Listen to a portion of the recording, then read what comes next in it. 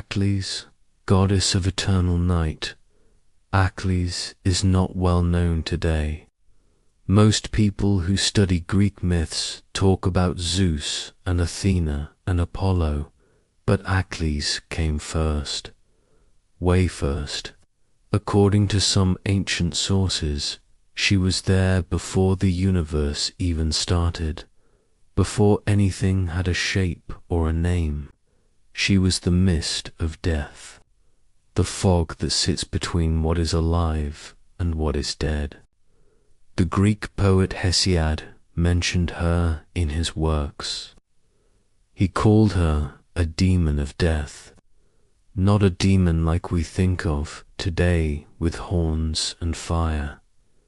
In ancient Greece, a demon was a spirit, a force, something that moved through the world with power. Acles was the spirit that brought the end. She was misery itself. The grief you feel when someone dies, the pain that sits in your chest and will not leave.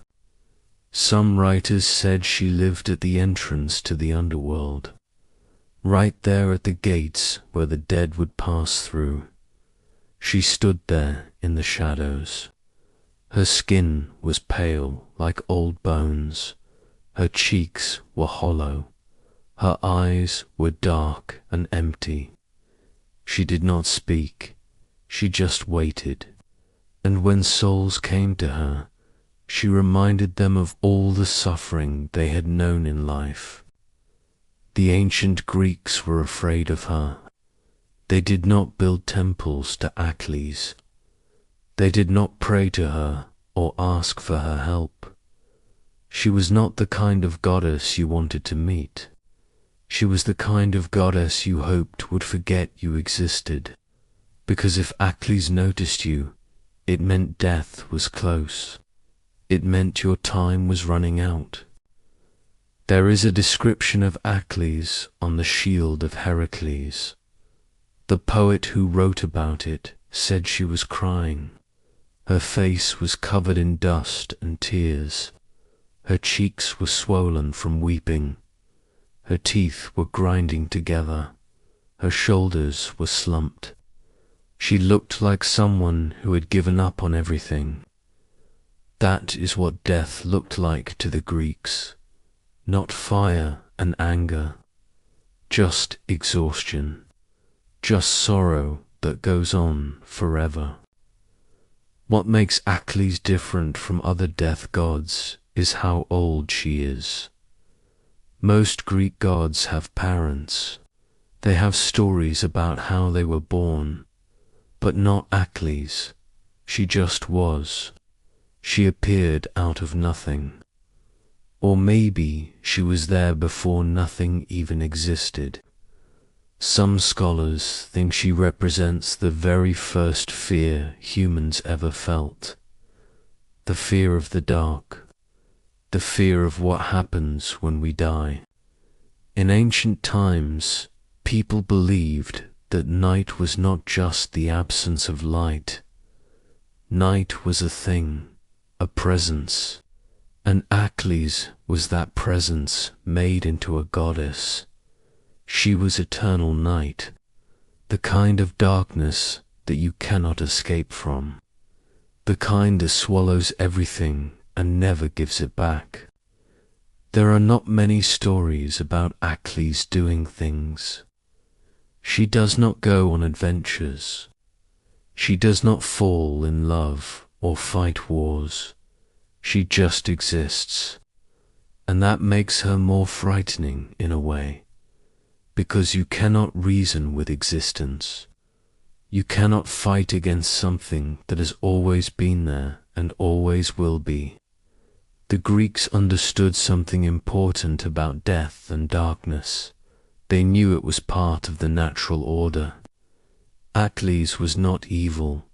She was just there, like winter or old age. You might not want her around, but she was coming whether you liked it or not. Some philosophers argued about whether Acles was older than chaos. Chaos was supposed to be the first thing, the void from which everything came. But if Acles existed before chaos, then what does that mean? It means that even before nothingness, there was death. There was the end waiting for the beginning that had not happened yet. Later, Greek writers did not talk about Acles as much. As Greek religion developed and changed, people focused more on the Olympian gods, Zeus and his family, the gods who lived on Mount Olympus and got involved in human affairs. Acles faded into the background, but she never disappeared completely. She was always there in the shadows, in the quiet moments, in the fear that comes just before sleep. What we know about Acles comes from fragments, pieces of old poems, descriptions on ancient shields and pottery, references in books that are now mostly lost. The ancient Greeks did not write everything down. A lot of their religion was oral tradition, stories passed from person to person, and many of those stories are gone now. But Acles survived in memory. She represents something that every culture understands, the darkness that waits for us, the end that we all must face. She is the eternal night that comes after the last day. And even though the Greeks stopped worshipping her thousands of years ago, the idea of her remains, because death is still here. Darkness is still here, and somewhere in that darkness, Acles is still waiting. Ether, god of light. After all that darkness, let me tell you about light. Not the sun, not fire, but the pure, clean light that fills the upper air. The Greeks called this ether, and he was one of the first gods to exist, the spark of life for every creature that has ever lived. According to Hesiod, Ether was born from Erebus and Nyx. His father was darkness, his mother was night, and from those two came light. This might seem strange at first. How can darkness create light? But the Greeks saw it differently. They believed that everything contains its opposite. Day comes from night. Life comes from death. Light comes from darkness. Ether was not like the light we see from the sun. He was something higher, something purer. The word ether means the highest and purest layer of air. It was the air that the gods breathed, the light that surrounded Olympus. Mortals down on earth could not reach it. They lived in the lower air where clouds and storms happened. But above all, that was ether, bright and clean and eternal. Ether had a sister named Hemera. She was the goddess of day. Together they represented the cycle that keeps the world turning. When Hemera rose each morning, she brought daylight to the earth. But above her, Ether was always shining. He never left. While the sun moved across the sky and set each evening, Ether remained constant in the upper heavens. The ancient Greeks thought a lot about what the sky was made of. They looked up and saw blue during the day and black at night. They wondered what filled that space.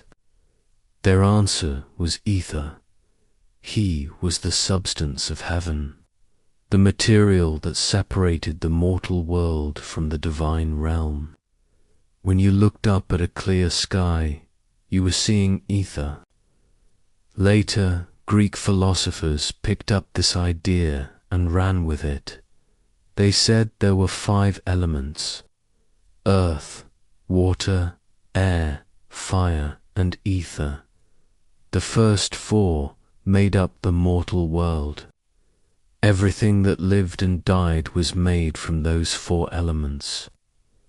But ether was different. Ether was perfect. It did not change or decay. It was eternal. The gods were made of ether. The stars were made of ether. It was the 5th element that connected heaven and earth. This idea stuck around for thousands of years. Even after Greek religion faded away, philosophers and scientists kept talking about ether. In the Middle Ages, scholars said that ether filled the space between planets. In the 1800s, scientists thought that light must travel through ether the way sound travels through air. They spent years trying to detect it. They never found it. But the idea was so powerful that it took a long time to let go of. But back to the god himself. Ether did not have many stories. Like Achilles, he was more of a presence than a character. He did not go on quests or fall in love or fight battles. He just was. He filled the upper air with light. He made it possible for life to exist. Without ether, the world would be nothing but darkness and chaos. Some myths said that ether was the light of creation itself. When the world first formed out of chaos, ether was the first bright thing. He pushed back the darkness. He made space for the other gods to be born. He was the first breath of life in a dead universe. The Greeks saw ether every time they looked up.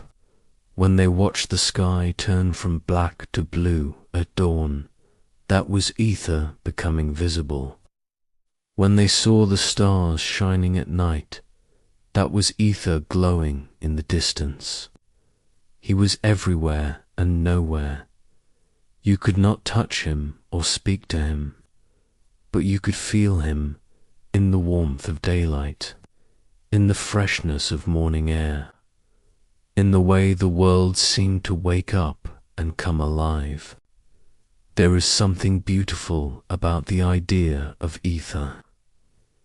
In a world full of chaos and violence and death, he represented something pure, something untouched, the upper air where nothing bad could reach, a place of perfect light and perfect peace. The Greeks believed that when heroes died, their souls might rise up through the layers of air until they reached ether, and there they would live forever in that pure, bright space. Ether did not need temples or prayers.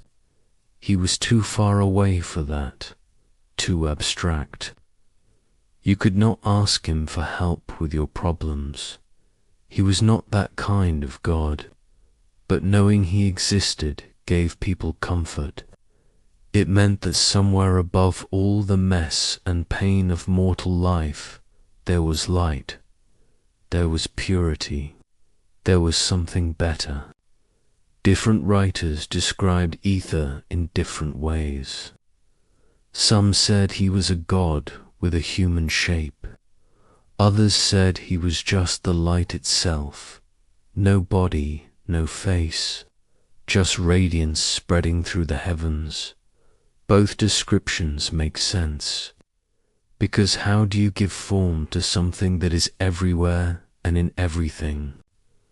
As Greek religion evolved, ether became less important in daily worship. People focused on gods they could see and hear, gods who answered prayers and punished wrongdoing, But ether never disappeared. He was still there in poetry and philosophy, still there in the way people thought about the cosmos, still there every time someone looked up at the sky and wondered what lay beyond the clouds.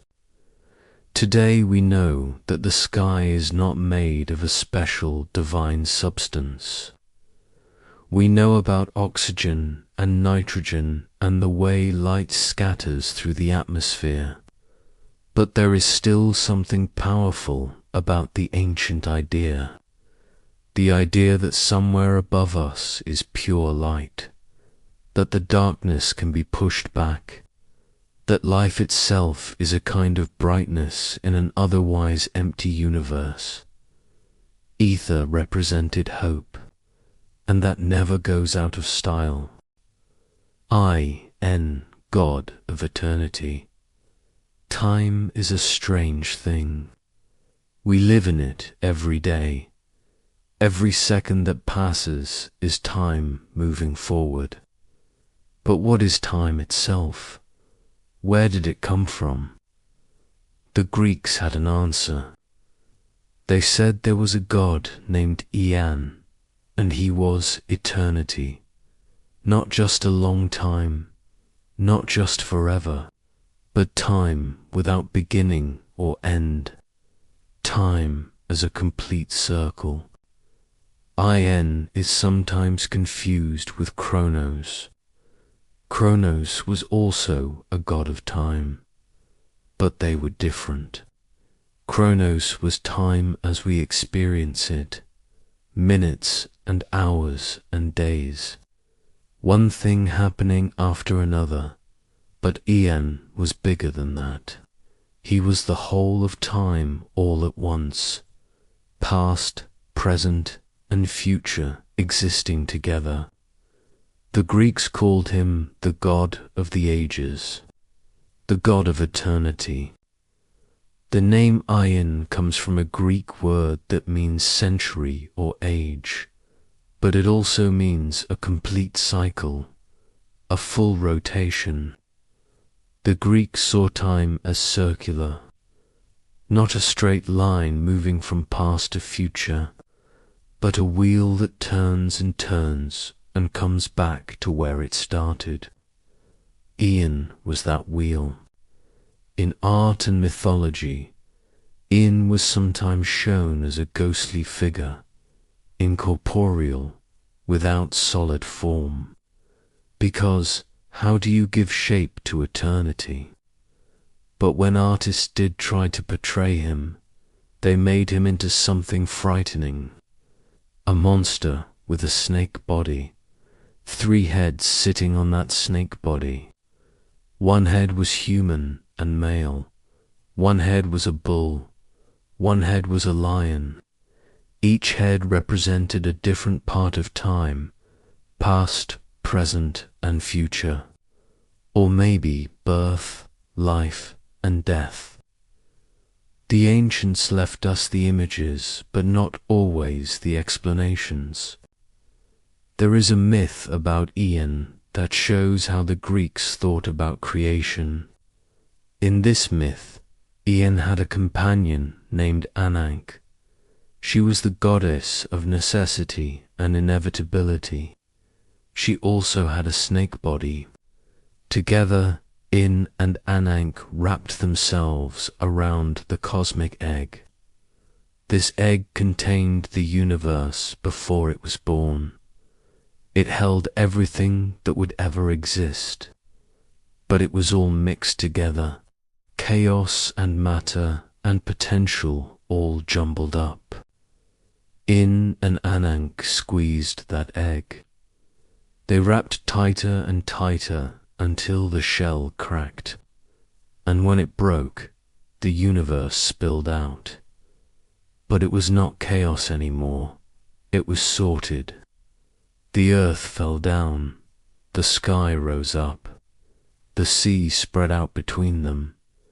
Everything found its place. In and Ananke had brought order to the cosmos. Time and necessity working together to create the world we know. This story tells us something important about how the Greeks saw the universe. They believed that time was there from the very beginning. Before anything else existed, time existed, and time was not passive. It was active. It made things happen. It pushed the universe into being. Without In, there would be no creation, no life, no change, just frozen potential sitting in an egg forever. Ian was especially important in later Greek religion. When Greek culture spread across the Mediterranean and mixed with other traditions, new religious movements appeared. One of these was called Orphism. The Orphics had their own creation myths, their own ideas about how the universe worked, and In played a big role in their beliefs. The Orphics said that In was one of the first beings, maybe the first being. He existed outside of normal time. He could see everything that had happened and everything that would happen. He was the thread that connected all moments together. Past and future were the same to him. He experienced all of time as one eternal present. There are images of In from the Roman period. The Romans adopted Greek gods and gave them new names and new meanings. In Roman art, In appears as a man wrapped in a zodiac. The 12 signs of the zodiac circle around his body. This shows that he controls the cycle of the year, the seasons turning, the stars moving through the sky, all of it happening according to his will. Some images show In holding a wheel, the wheel of time. It turns and turns but never stops. Other images show him with a key, the key to the universe. He can unlock the mysteries of existence. He knows the secrets that mortals can never know, because he stands outside of time looking in. The idea of In influenced early Christian thinkers. They took the Greek concept of eternity and applied it to their God. They said that God existed outside of time, that God was eternal in the way En was eternal, not just living forever, but existing in a different way altogether, beyond time, before time, after time, all at once. But In was not a moral God. He did not judge right from wrong. He did not care about human behavior. He just was. Eternity rolling on and on. Whether you were good or evil, time would pass. Whether you were happy or sad, the ages would turn. En kept moving, indifferent to everything. This made him frightening in a different way than Achilles. Achilles was the fear of death. In was the fear of meaninglessness, the fear that nothing you do matters because time will erase it all eventually. Empires rise and fall. People are born and die. Civilizations come and go. And In watches it all with his 3 heads, turning his wheel, unmoved by any of it. Yet there is also something comforting about In. He represents continuity. No matter what happens, time continues. The universe keeps existing. The wheel keeps turning. Life goes on. Even when everything seems to fall apart, In is still there. Eternity is still there. The cosmos endures. We do not worship In today. We do not pray to him or build temples in his name, but we still live in his domain. Every second that passes is part of his eternal cycle. Every moment we experience is a tiny piece of the infinite time that he represents. We are all inside the cosmic egg that he and Ankh broke open. We are all subject to the wheel that he turns. And when our time ends, the wheel will keep spinning without us. Ankh, goddess of inevitability, some things cannot be avoided. No matter how hard you try, no matter how much you plan, some things will happen. The Greeks had a goddess for this. Her name was Ankh, and she was inevitability itself, compulsion, necessity, the force that makes things happen whether you want them to or not. Ankh was not cruel, she was not kind, she just was. She represented the laws of nature that cannot be broken, gravity pulling things down, time moving forward, death coming to all living things. These are not evil, they are just necessary. And Ankh was that necessity made into a goddess. Like Ankh had a snake body. In Greek art and mythology, snakes often represented eternal cycles. They shed their skin and appear to be reborn. They move in spirals and coils. They are ancient and mysterious. And Ankh wrapped her snake body around the cosmic egg along with In. Together they cracked it open and created the universe. But Ankh did more than just help with creation. She became the force that kept everything running. The ancient Greeks believed that the universe operated according to certain rules. These rules were not made by the gods. The gods themselves had to follow them, and Ankh was those rules. She was the law above all laws. Even Zeus, king of all the gods, could not overrule Ankh. Even the fates, who controlled the destiny of every living being, answered to her. She was the ultimate power, the thing that even gods feared. Because if something was necessary, if it was inevitable, then nothing could stop it. Not prayers, not sacrifices, not all the power in heaven or earth. The philosopher Plato wrote about Ankh in his work called The Republic.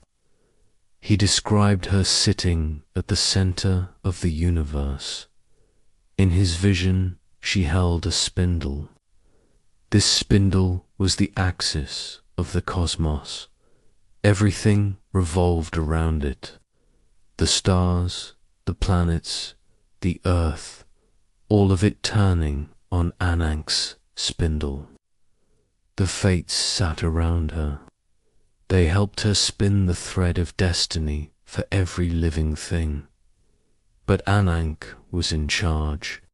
She was the center, the fixed point around which everything else moved. What did this mean for regular people? It meant that some things in life were beyond their control. You could make choices, you could work hard and plan carefully, but some outcomes were inevitable. If you were destined to die at a certain time, nothing would save you. If a city was fated to fall, no army could defend it. Ankh had already decided, and her decisions could not be changed. This sounds depressing, and in some ways it was. The Greeks did not believe in complete free will the way we think about it today. They believed that fate and necessity limited what people could do, but they also found a kind of peace in this idea. If some things were inevitable, then you did not have to worry about them. You did your best, you lived with honor, and you accepted what came. Anank appears in Greek tragedy over and over. In these plays, characters try to avoid their fate. They run from prophecies. They make clever plans to escape what the oracles have predicted, but it never works.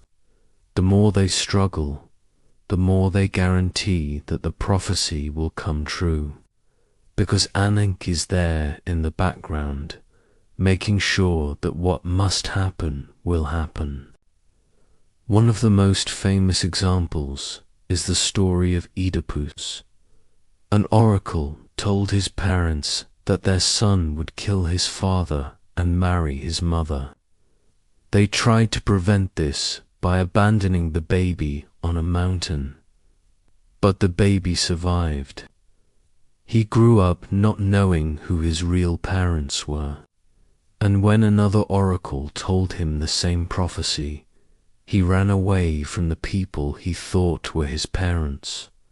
He ran straight to his real parents, and the prophecy came true. Every step he took to avoid his fate brought him closer to it. That was Anank at work. Inevitability playing out exactly as it had to. But Anank was not just about doom and tragedy. She also represented the good kinds of necessity. The necessity of eating and drinking to stay alive. The necessity of loving and being loved. The necessity of rest after hard work. These things compel us to. We cannot avoid them, but they are not punishments. They are part of being human. The Stoic philosophers loved Anank. The Stoics believed that the universe operated according to reason. Everything happened for a reason. Everything was part of a divine plan. And Anank was that plan. She was the rational order of the cosmos. To live well, the Stoics said, you had to accept Anank. You had to understand that some things were in your control and some things were not. Fighting against necessity was foolish. Better to flow with it. Better to accept what must be and focus on what you could actually change. In later Greek religion, especially in the mystery cults, Anank took on new meanings. Some groups said she was the mother of the fates. Others said she was identical to fate itself. Still others saw her as a cosmic force that existed beyond the gods. A power so ancient and fundamental that even calling her a goddess did not quite capture what she was. There are not many prayers to Anank. You do not ask necessity for favors. You do not beg inevitability to spare you. You just acknowledge her. You recognize that she exists, and you try to live in harmony with the truths she represents. Death is necessary. Change is necessary. Pain is sometimes necessary. And fighting against these things only makes them worse. Anank is still with us today. We do not call her by that name. We do not picture her as a snake goddess sitting at the center of the universe, but we know what she represents. We know that some outcomes cannot be avoided. We know that nature has laws. We know that time moves in one direction and we cannot turn it back. Anank is every moment when we say there is no other way. Every time we accept what we cannot change. Every breath we take because we must breathe to live. She is the force behind must and will and cannot help but she is the reason that the universe is reliable, that the sun rises, that seasons change, that we age and eventually die. She is necessity, and she is eternal. Chaos, God of the void. In the beginning there was nothing, not darkness, not light, not space or matter or time. Just nothing. The Greeks called this chaos, and they made it into a god, not because they worshipped it, but because they needed to understand where everything came from. And the answer they found was this: everything came from nothing. Chaos was the first thing that existed. Or maybe it is better to say that chaos was the first thing that did not exist, because chaos was emptiness, a void, a gap. The word chaos comes from a Greek word that means chasm or abyss. It was not messy or disordered in the way we use the word chaos today. It was just empty. A great big empty space waiting to be filled. According to Hesiod, who wrote the Theogony around 700 years before Christ, chaos came first. Before the earth, before the sky, before the gods. There was just chaos, a yawning void where nothing happened and nothing could happen because there was nothing there to do anything. But something changed. Somehow, out of this emptiness, the first real things appeared. Gaia, the earth, Tartarus, the abyss beneath the earth, and Eros, love and desire. These three came from chaos, or maybe they were always in chaos and just separated out somehow. The ancient sources are not completely clear on this. What matters is that existence began.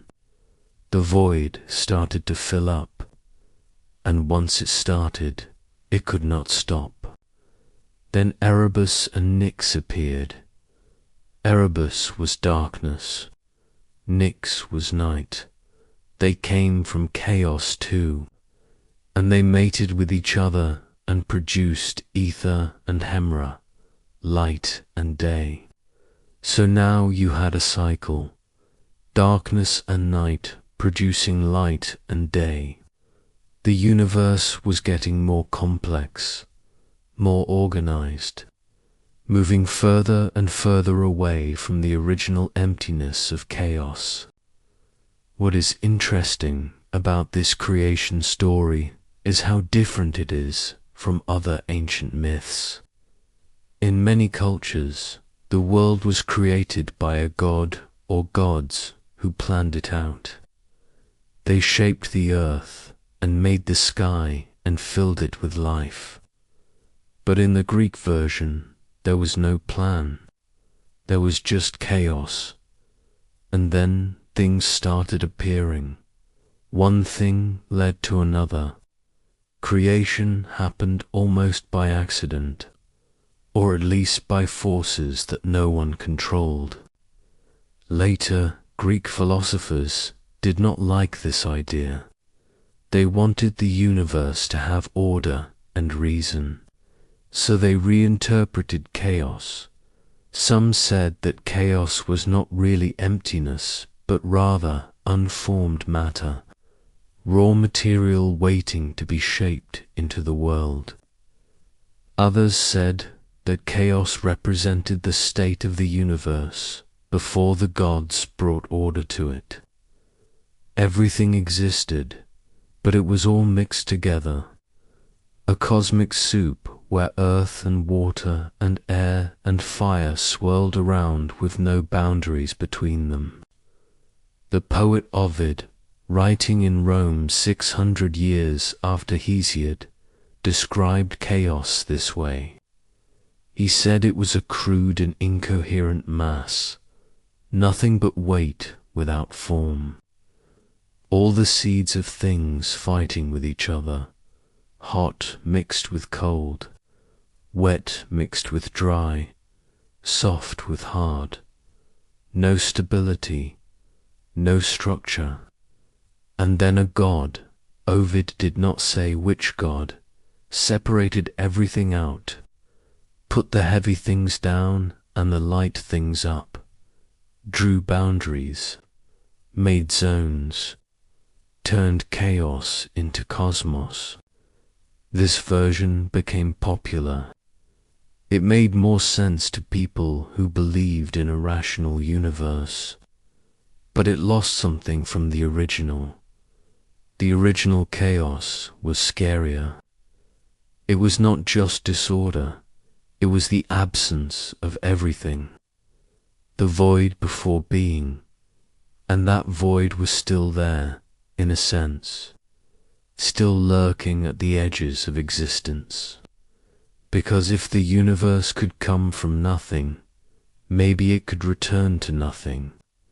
Maybe chaos was waiting to swallow everything back up. The Greeks did not worship chaos. There were no temples to the void, no prayers or sacrifices. Chaos was too abstract, too inhuman. You could not have a relationship with emptiness, but people were aware of chaos. They knew it represented something fundamental about reality, that before there was something, there was nothing, and that nothing is still part of the structure of things. In some myths, chaos had children. We already mentioned Erebus and Nyx.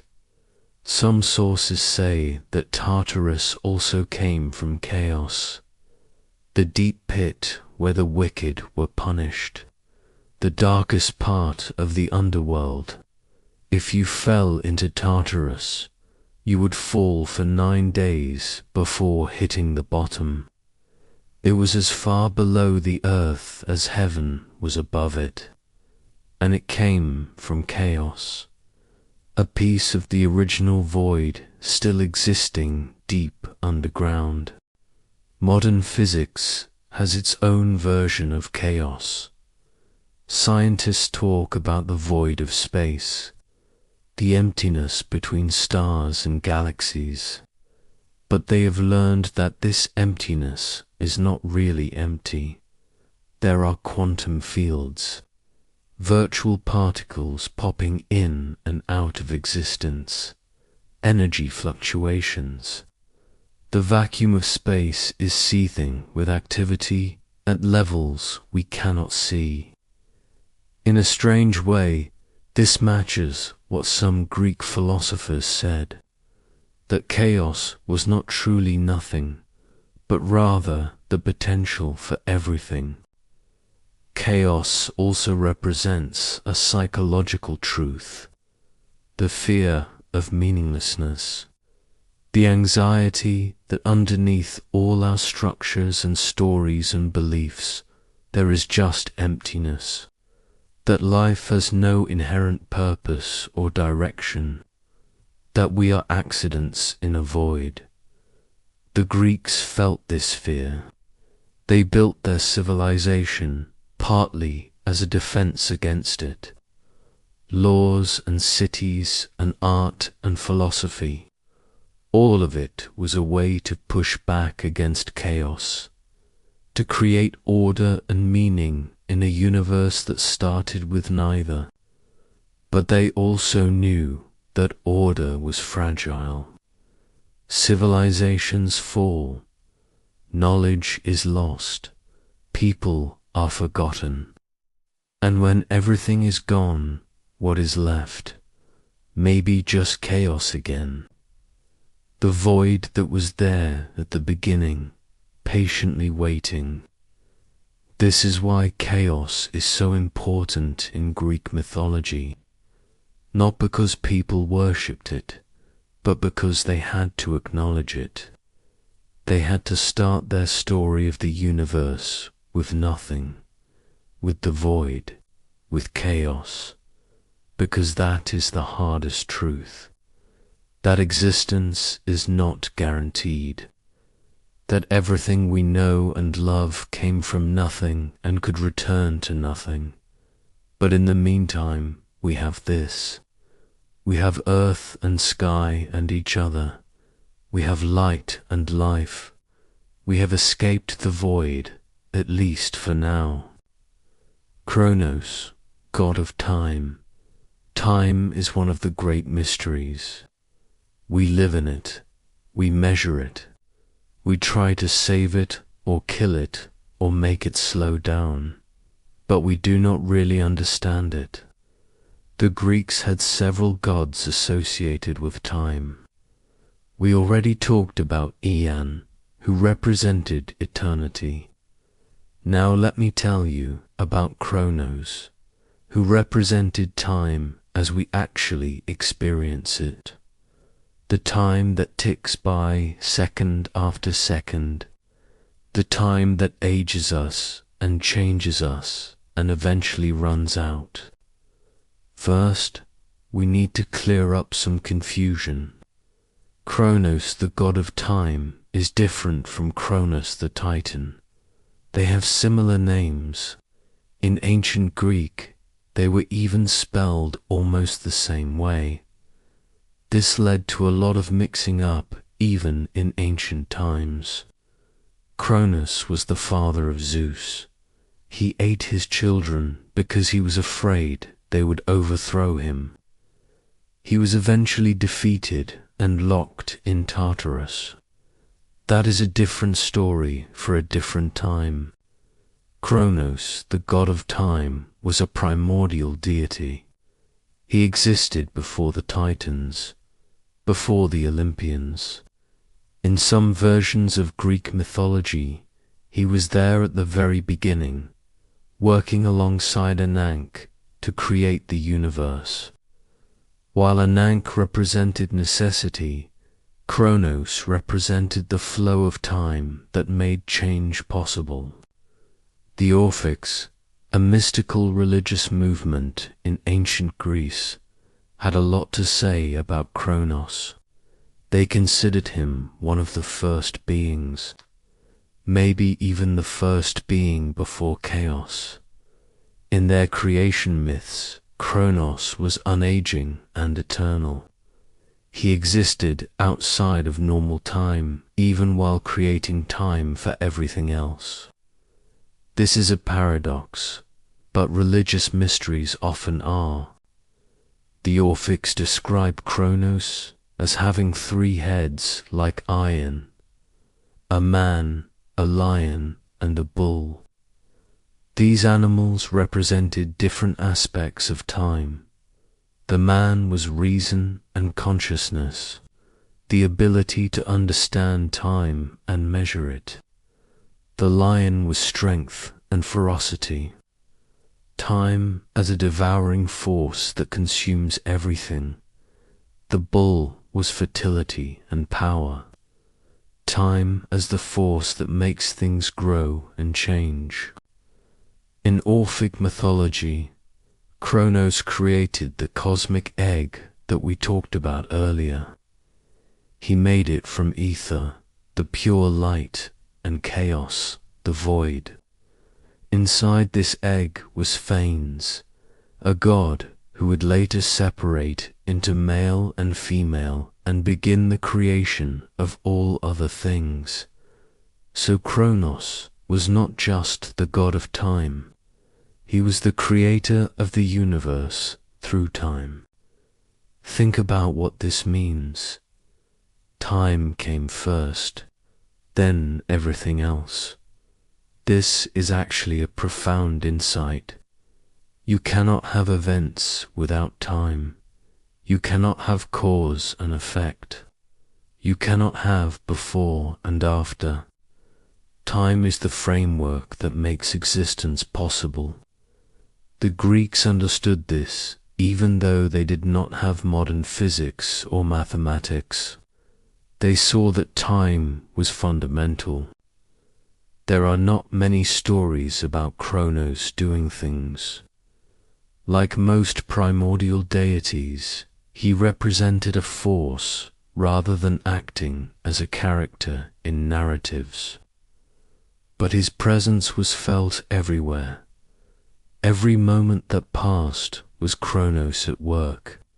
Every change, every movement, every breath was happening in his domain. The Romans identified Kronos with their god Saturn. This is where some of the imagery of Father Time comes from. An old man with a long beard carrying a scythe. The scythe represents harvest, the cutting down of life when its time is up. Father Time is often shown with an hourglass, watching the sand run through. This became a powerful symbol in art and literature. Time the reaper, time the harvester, time that takes everything in the end. There is something terrifying about Kronos. Unlike Ion, who represented all of time at once, Kronos represented time as linear, as moving forward, as unstoppable. You cannot go back in time. You cannot pause it or slow it down. Every second that passes is gone forever, and with each passing second you are closer to your death. Kronos does not care about you. He does not care about anyone or anything. He just keeps moving. Tick-tock, tick-tock. The Greeks had a saying, "Time reveals all things." Kronos was the great revealer. He brought truth to light eventually. Lies could not hide forever. Crimes would be discovered. Justice would come. Maybe not today, maybe not tomorrow, but eventually, because time never stops. And as it moves, it uncovers what was hidden. But time also destroys. Buildings crumble. Memories fade. Great works are forgotten. Entire civilizations vanish. Kronos does not preserve. He erodes. He wears everything down. Mountains become hills. Hills become plains. Stone becomes sand. And sand blows away on the wind. Given enough time, nothing survives. This is why some philosophers said that Kronos was the greatest of all gods. Greater than Zeus, greater than any power, because even the gods were subject to time. They were immortal, yes. They did not age or die, but they still experienced time passing. Events still happened to them in sequence. They remembered the past and anticipated the future. They were inside time even if they could not be destroyed by it. Later, philosophers, especially the Stoics, thought deeply about time. They said that time was made up of three parts: the past, which no longer exists; the future, which does not exist yet; and the present, which is so brief that it is almost nothing, just a thin edge between what was and what will be. This meant that in a sense, time itself did not exist. There was only the present moment, and that moment was always changing, always fleeing into the past. But the Stoics also said that this was liberating. If only the present moment is real, then you should focus on it. Do not worry about the past. It is gone. Do not worry about the future. It has not happened. Live now, be present now. This became a key teaching in Stoic philosophy, and it came from thinking about Chronos, about the nature of time itself. Today we measure time precisely. We have atomic clocks that can measure billionths of a second. We have Einstein's theory of relativity, which tells us that time can slow down or speed up depending on how fast you are moving or how close you are to a massive object. We know that time is not absolute, that it is relative and flexible, but we still do not really know what time is, where it comes from, why it flows in one direction, whether it had a beginning and will have an end. The mystery remains, just as it did for the ancient Greeks, just as it did when they first imagined Kronos, the serpent with 3 heads, creating the cosmic egg and setting the universe in motion. Erebus, god of darkness, light gets all the attention. People love the sun and the day and bright shining things, but darkness is just as important, maybe more important, because without darkness there is no rest, no sleep, no dreams, no mystery. The Greeks understood this. They gave darkness a name and made it into a god, Erebus. According to Hesiod, Erebus was born from chaos. He was one of the first things to emerge from the primordial void. Along with his sister Nyx, the night, Erebus represented the darkness that existed before light. The deep, heavy darkness that fills empty space. The kind of darkness that is not just the absence of light, but a presence in itself. Erebus was not evil. This is important to understand. In Greek mythology, darkness was natural. It had its place in the order of things. Erebus was not trying to harm anyone or destroy anything. He was just there, doing what darkness does, existing, spreading, filling the spaces that light could not reach. The name Erebus comes from a Greek word that means deep darkness or shadow. It was the darkness you found in caves and chasms, the darkness underground, the darkness at the bottom of the ocean, places where the sun never shone and never would. Erebus claimed these places as his domain. Erebus and Nyx were close. They were siblings born from the same source, and they mated with each other, which was common among the primordial deities. The gods had not invented marriage or families yet. Relationships were simpler, more primal. From the union of Erebus and Nyx came ether and Hemra, darkness and night producing light and day. This was how the universe worked, opposites creating each other, one thing containing the seed of its opposite. In later myths, Erebus became associated with a specific place. Part of the underworld was called Erebus. It was the region that souls passed through when they first died. After you died, your soul would leave your body and travel down into the earth. First you would reach Erebus, a dark, misty region, neither pleasant nor terrible, just dim and quiet. From there, if you had the coin to pay the ferryman, you would cross the river and enter Hades proper. But Erebus was the threshold, the first taste of death. This makes sense when you think about it. Death is often described as darkness.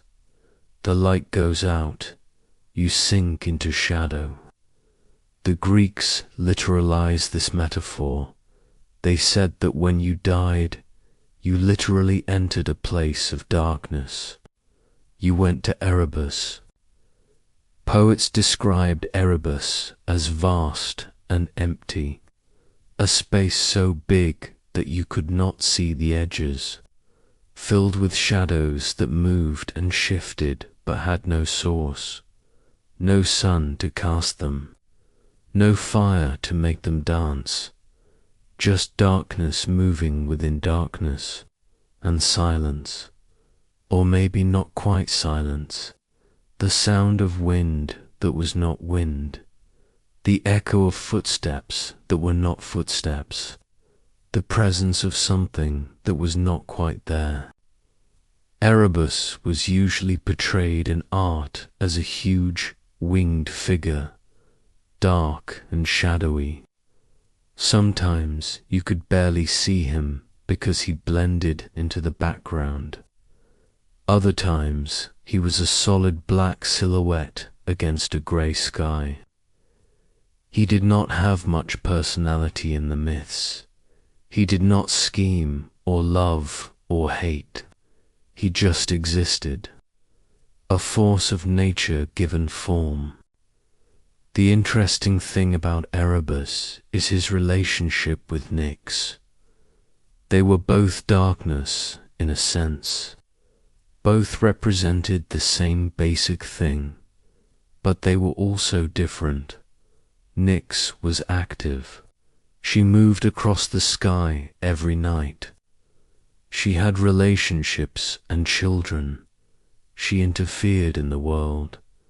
Erebus was passive. He stayed in one place. He filled space. He was the container while Nyx was the content.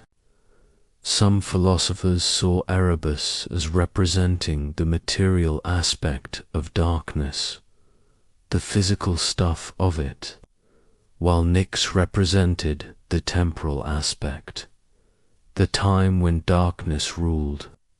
Erebus was where, Nyx was when. Together they covered all of darkness between them.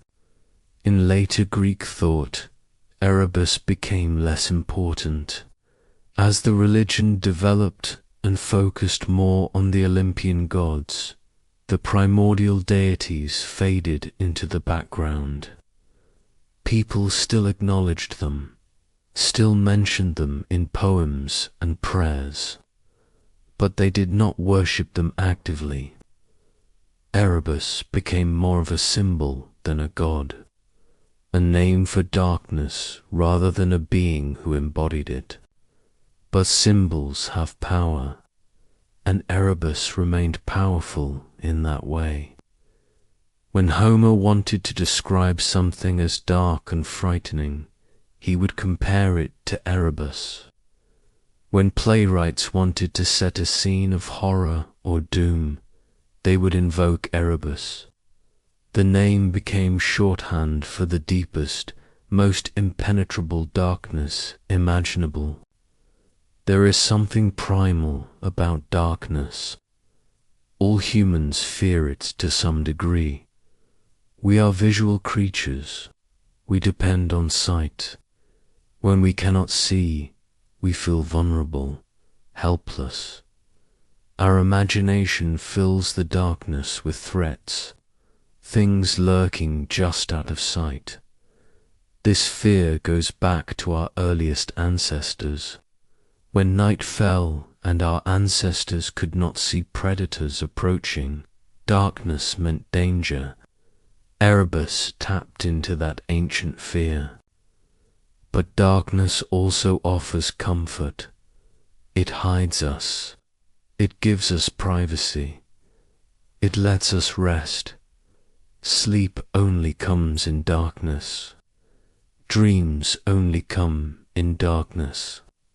Some of our most important experiences happen in the dark. Erebus represented this too. The protective darkness, the necessary darkness, the darkness that allows life to continue. Modern science has revealed what darkness really is. The absence of electromagnetic radiation in the visible spectrum. Nothing mystical or magical about it, just physics. But knowledge does not always remove mystery. We still feel the weight of darkness. We still sense that there is something significant about it beyond mere absence of photons. Maybe that is why Erebus endures in imagination. Maybe that is why we still tell stories about the dark and what lives in it. Because even when we know better, part of us still feels the presence of Erebus, still senses that darkness is more than nothing, that it is something, something old and deep and eternal, something that was here before the light and will be here after the light goes out. Eros, god of love. Love is one of the most powerful forces in the universe. It creates, it destroys, it transforms. The Greeks understood this better than almost any other culture, and they made love into a god. Actually, they made love into several gods, but the oldest and most fundamental was Eros, the primordial deity, not the cute little cherub with the bow and arrow. That came later. The original Eros was vast and terrifying and absolutely essential to existence. According to Hesiod, Eros was one of the first beings to emerge from chaos, right at the beginning. When the universe was just starting to take shape, there was chaos, and then Gaia, the earth, and Tartarus, the abyss, and Eros. Love was there from the start, before the sky, before the sea, before any of the other gods. Eros was fundamental. Why did the Greeks put love at the beginning? Because without love, nothing else happens. Without attraction, things do not come together. Without desire, there is no creation. Eros was the force that made things want to join, that made opposites attract, that made the universe move from scattered pieces into organized wholes. The ancient philosopher Parmenides wrote about Eros. He said that Eros was the first of all the gods that the divine power conceived. This was not romantic love. Not even sexual love, really. It was deeper than that. It was the principle of connection, the force that binds things together. Atoms forming molecules, molecules forming cells, cells forming organisms, all of it driven by this fundamental force that Eros represented. In the Orphic tradition, Eros played a huge role in creation. The Orphics said that in the beginning there was Kronos and Ananke. They created the cosmic egg, and when the egg cracked open, out came Phanes, and Phanes was also called Eros.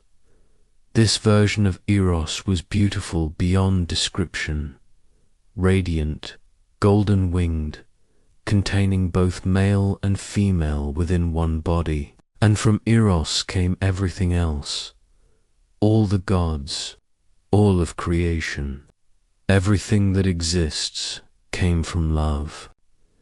This is a stunning idea, that love is not just an emotion, not just something that happens between people, but the fundamental organizing principle of reality.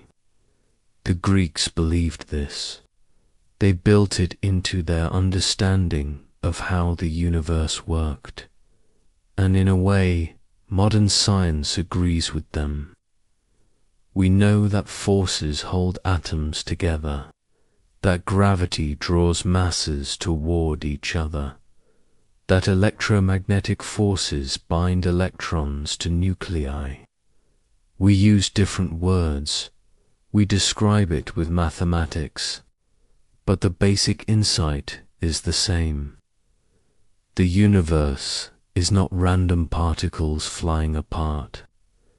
It is connections, relationships, things attracted to other things. That is what Eros represented. The primordial Eros was very different from the later god Eros, who became associated with romantic love and was often depicted as Aphrodite's son. The primordial Eros had no parents. He was self-generated. He came from nothing or from everything. And he was not cute. He was powerful, majestic, awesome in the old sense of the word, inspiring awe and fear. Plato wrote about Eros in his Symposium. He had different characters give different accounts of who Eros was and what he meant. One character said that Eros was the oldest of the gods, that he existed before any others. Another character disagreed and said there were multiple versions of Eros, an older cosmic Eros, and a younger personal Eros. This confusion reflects how Greek mythology evolved over time. The old primordial gods got mixed up with newer Olympian deities. But what matters is the core idea, that love or attraction or desire, or whatever you want to call it, is built into the structure of existence. It is not something that gods created or humans invented. It is something that was there from the beginning, pulling things together, making combinations, generating complexity and beauty and life. Eros was also dangerous. This is important. Love in Greek mythology was not safe or comfortable. It was wild, unpredictable. It could lead you to glory or ruin. It could make you a hero or destroy you completely. The Greeks did not sentimentalize love the way we sometimes do. They respected its power. They feared it. Think about the stories. Helen and Paris. Their love started the Trojan War.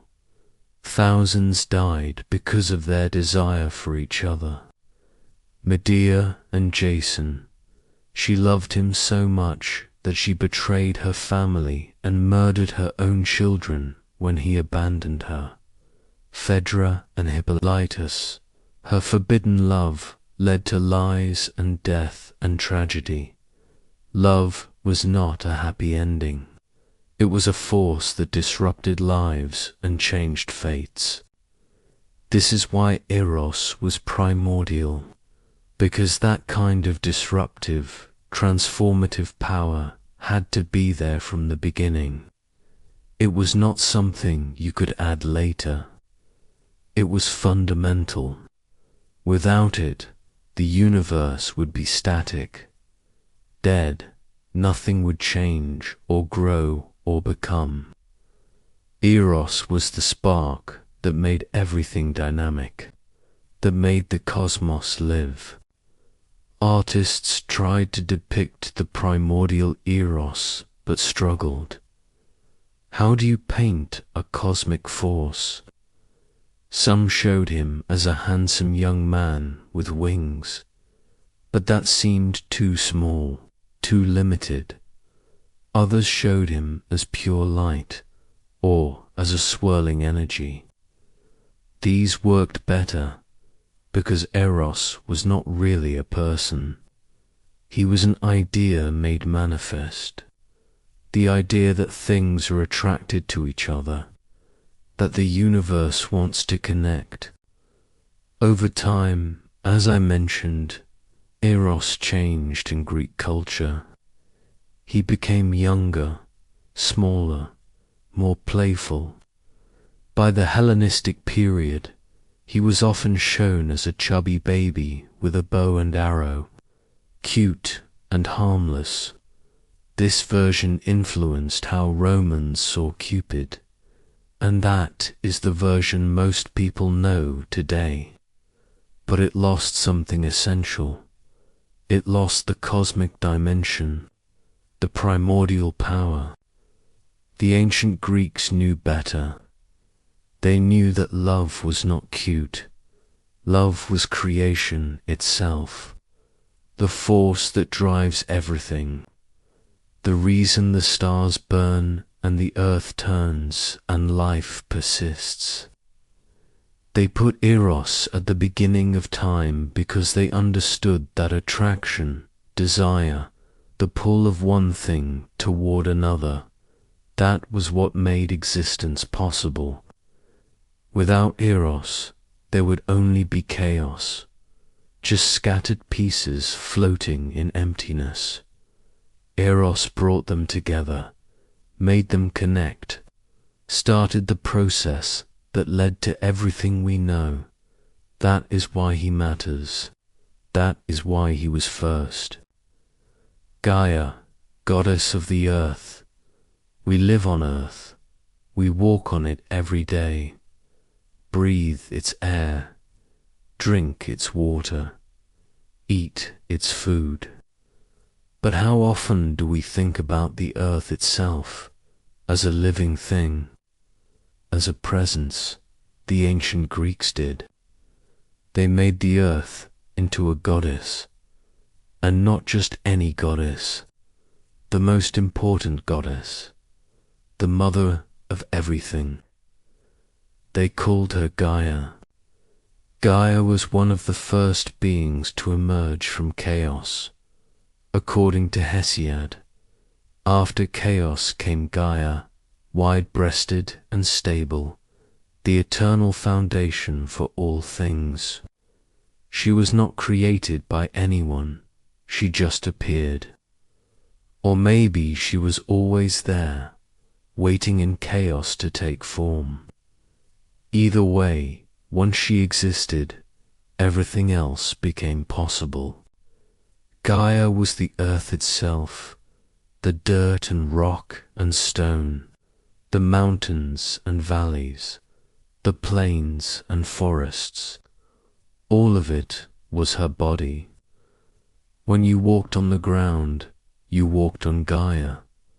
When you planted crops, you planted them in Gaia. When you were buried after death, you returned to Gaia. She was the literal mother of all living things, because everything that lived came from her. But Gaia was also more than just physical earth. She was a thinking, feeling being. She had desires. She made plans. She took action. In the myths, Gaia spoke to her children and gave them advice.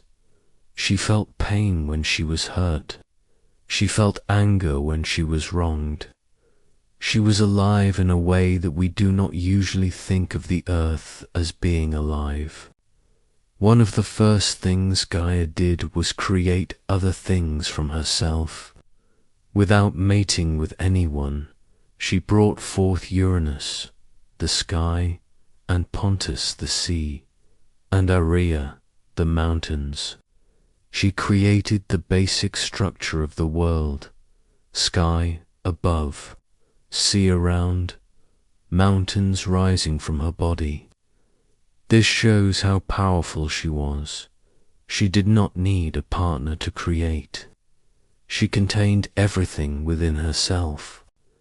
Then Gaia mated with Uranus, her own son. This seems wrong to us today. But remember, these were the first gods. There were no rules yet, no taboos, just raw creation happening. From the union of Gaia and Uranus came the Titans, 12 of them, powerful beings who would rule the cosmos before the Olympian gods. Gaia and Uranus also created the Cyclopes and the Hecatoncheires, the 100-handed giants. All of these came from Gaia's womb, but Uranus feared his own children, especially the monstrous ones, so he pushed them back into Gaia's body. He forced them deep underground where they could not escape. Imagine that. Imagine being pregnant forever, feeling your children struggling inside you but unable to give birth. That is what Uranus did to Gaia, and she suffered terribly. Gaia's response shows the other side of her nature, the dangerous side. She was not just a nurturing mother. She was also fierce, vengeful. She fashioned a sickle from adamant, a material harder than anything else. She called her children to her and asked who would help her take revenge on Uranus. Only Cronus, the youngest Titan, agreed, and Gaia gave him the sickle. When Uranus came to mate with Gaia again, Cronus was waiting. He reached out and castrated his father with one swift cut. The blood fell on Gaia, and from it she conceived more children, the giants, the Furies, the Malaya nymphs. Even in violence, Gaia created. Her fertility was unstoppable. Later, when Cronus ruled and made the same mistake as his father, swallowing his own children, Gaia helped again. She advised Rhea, Cronus's wife, to hide baby Zeus. She told Rhea to give Cronus a stone wrapped in swaddling clothes instead. Cronus swallowed the stone and Zeus survived. When Zeus grew up, Gaia told him how to free his siblings from Cronus's belly. She was always there, always scheming, always working to bring the next generation into power. But Gaia did not always side with the Olympians. When Zeus imprisoned the Titans in Tartarus, Gaia was angry. Those were her children, her firstborn. So she created the giants and sent them to war against the Olympians. The Gigantomachy, the war of the giants, shook the earth. Mountains were thrown, the ground split open, fire and destruction everywhere. But the Olympians won. Zeus and his siblings defeated the giants with help from mortal heroes. Still, Gaia was not done. She mated with Tartarus and gave birth to Typhon, the most terrible monster ever created. A dragon so huge that his head touched the stars, with 100 serpent heads, fire-breathing, earth-shaking. Typhon nearly defeated Zeus, nearly destroyed the Olympians completely. But Zeus managed to trap him under Mount Etna, and there Typhon remains, breathing fire through the volcano. Through all of this, Gaia remained. She was the constant.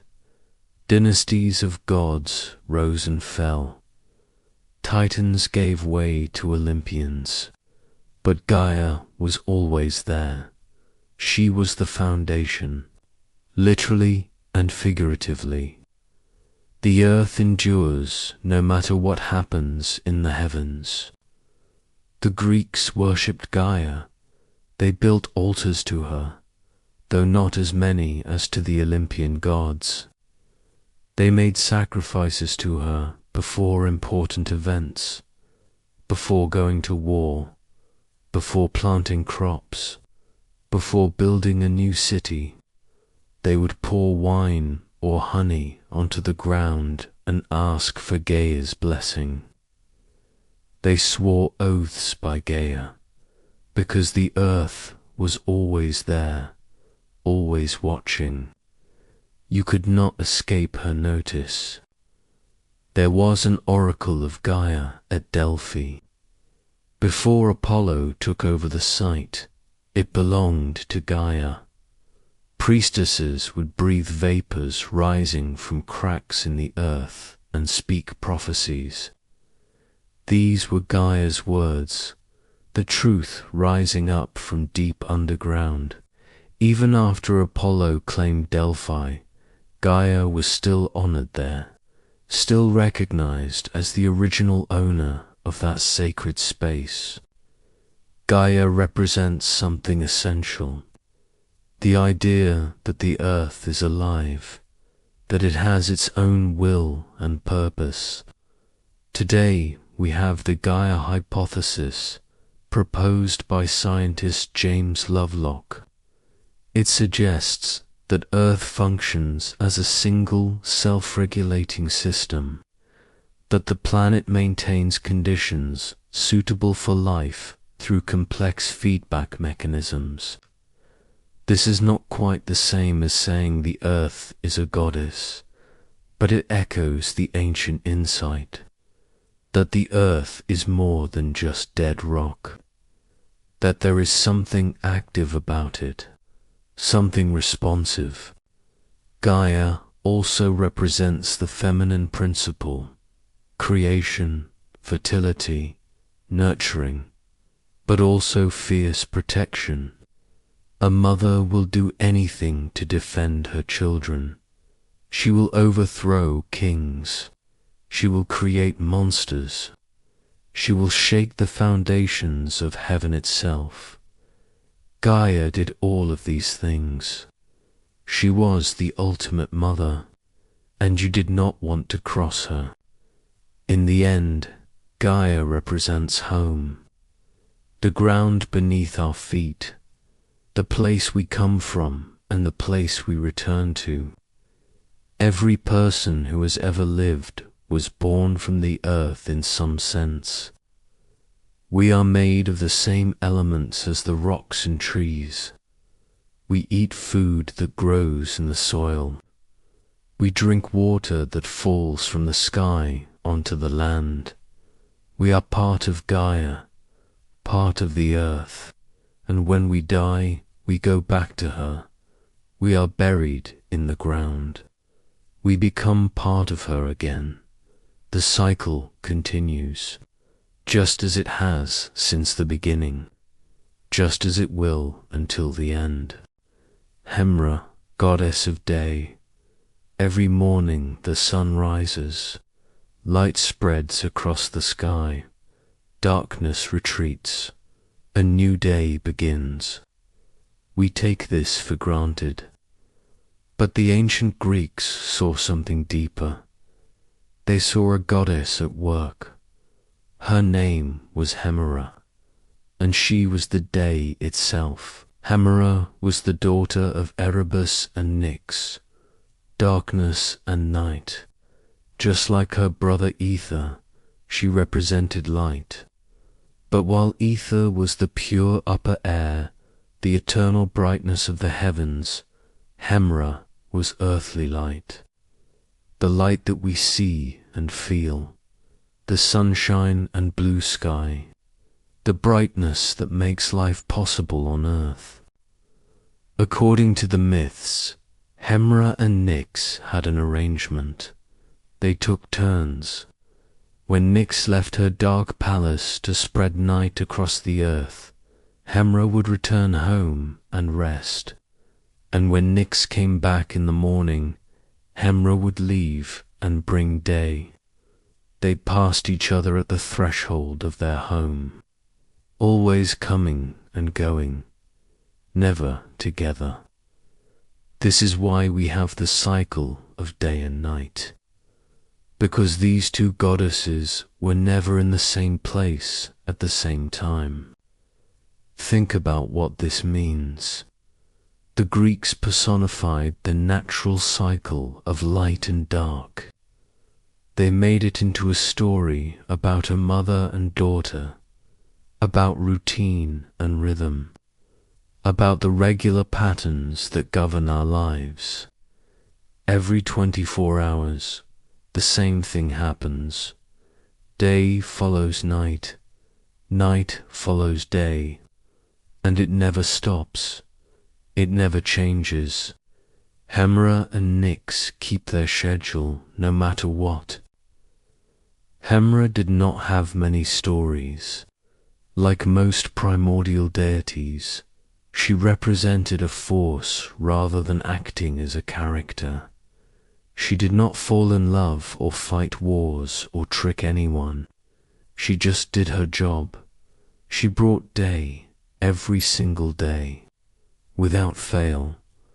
This reliability was important to the Greeks. They depended on it. Their agriculture depended on it. Their whole way of life was built around the cycle of day and night. But Hemera was more than just light. She was time. Each day was a unit of time, a measure. People counted days. They planned their lives around days.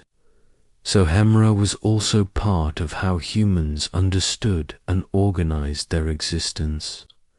She gave structure to time, marked it out into pieces that people could understand and use.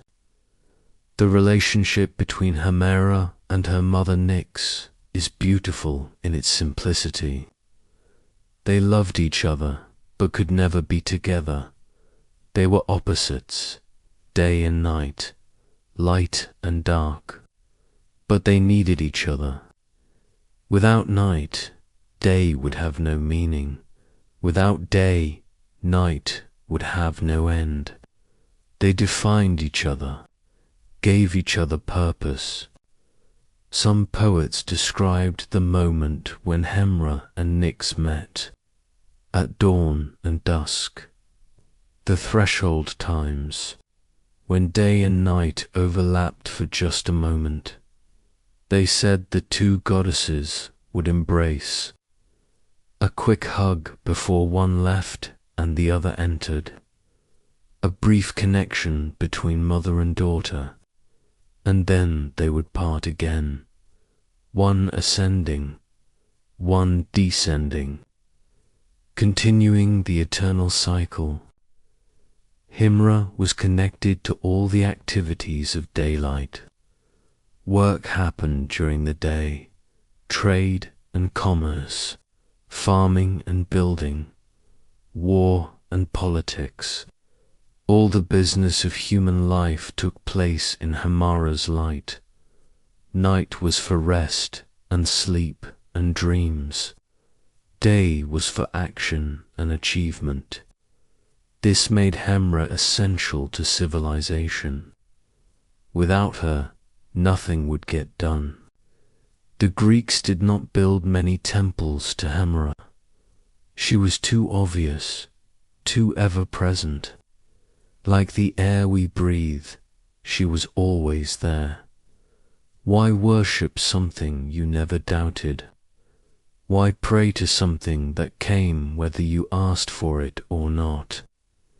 But they acknowledged her. They mentioned her name in prayers and poems. They understood that she was a goddess even if they did not make offerings to her. Later, Greek writers sometimes confused Hemera with other deities, with Eos, the goddess of dawn, or with the sun itself. But originally they were different. Eos was the first light of morning, the pink and gold that appears before the sun rises. The sun, Helios, was the bright disk that travelled across the sky in a chariot. But Hemra was the whole day, all the light from sunrise to sunset, the entire period of brightness. There is something comforting about Hemra. She represents reliability, constancy. No matter how dark the night gets, day will come. No matter how terrible things seem, morning arrives, light returns. This is why dawn has always been a symbol of hope, why we talk about the darkest hour being just before dawn, because we know, deep down, that the darkness is temporary, that Hemra is coming, that light will win. But day can also be harsh, revealing. In daylight, everything is visible. You cannot hide. Your flaws are exposed. The work that needs to be done becomes obvious. In this sense, Hemra was not just comforting, she was demanding. She brought responsibility. She forced you to face reality. Night lets you dream and escape. Day makes you deal with things as they are.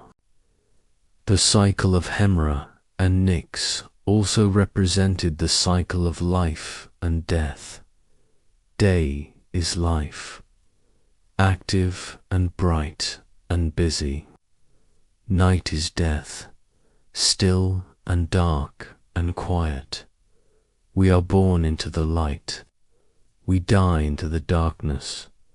But then the cycle continues. A new day dawns. New life begins. This gave the Greeks comfort. Even though individuals died, the species continued. Even though this day ended, tomorrow would come. Hemra would return. Life would go on.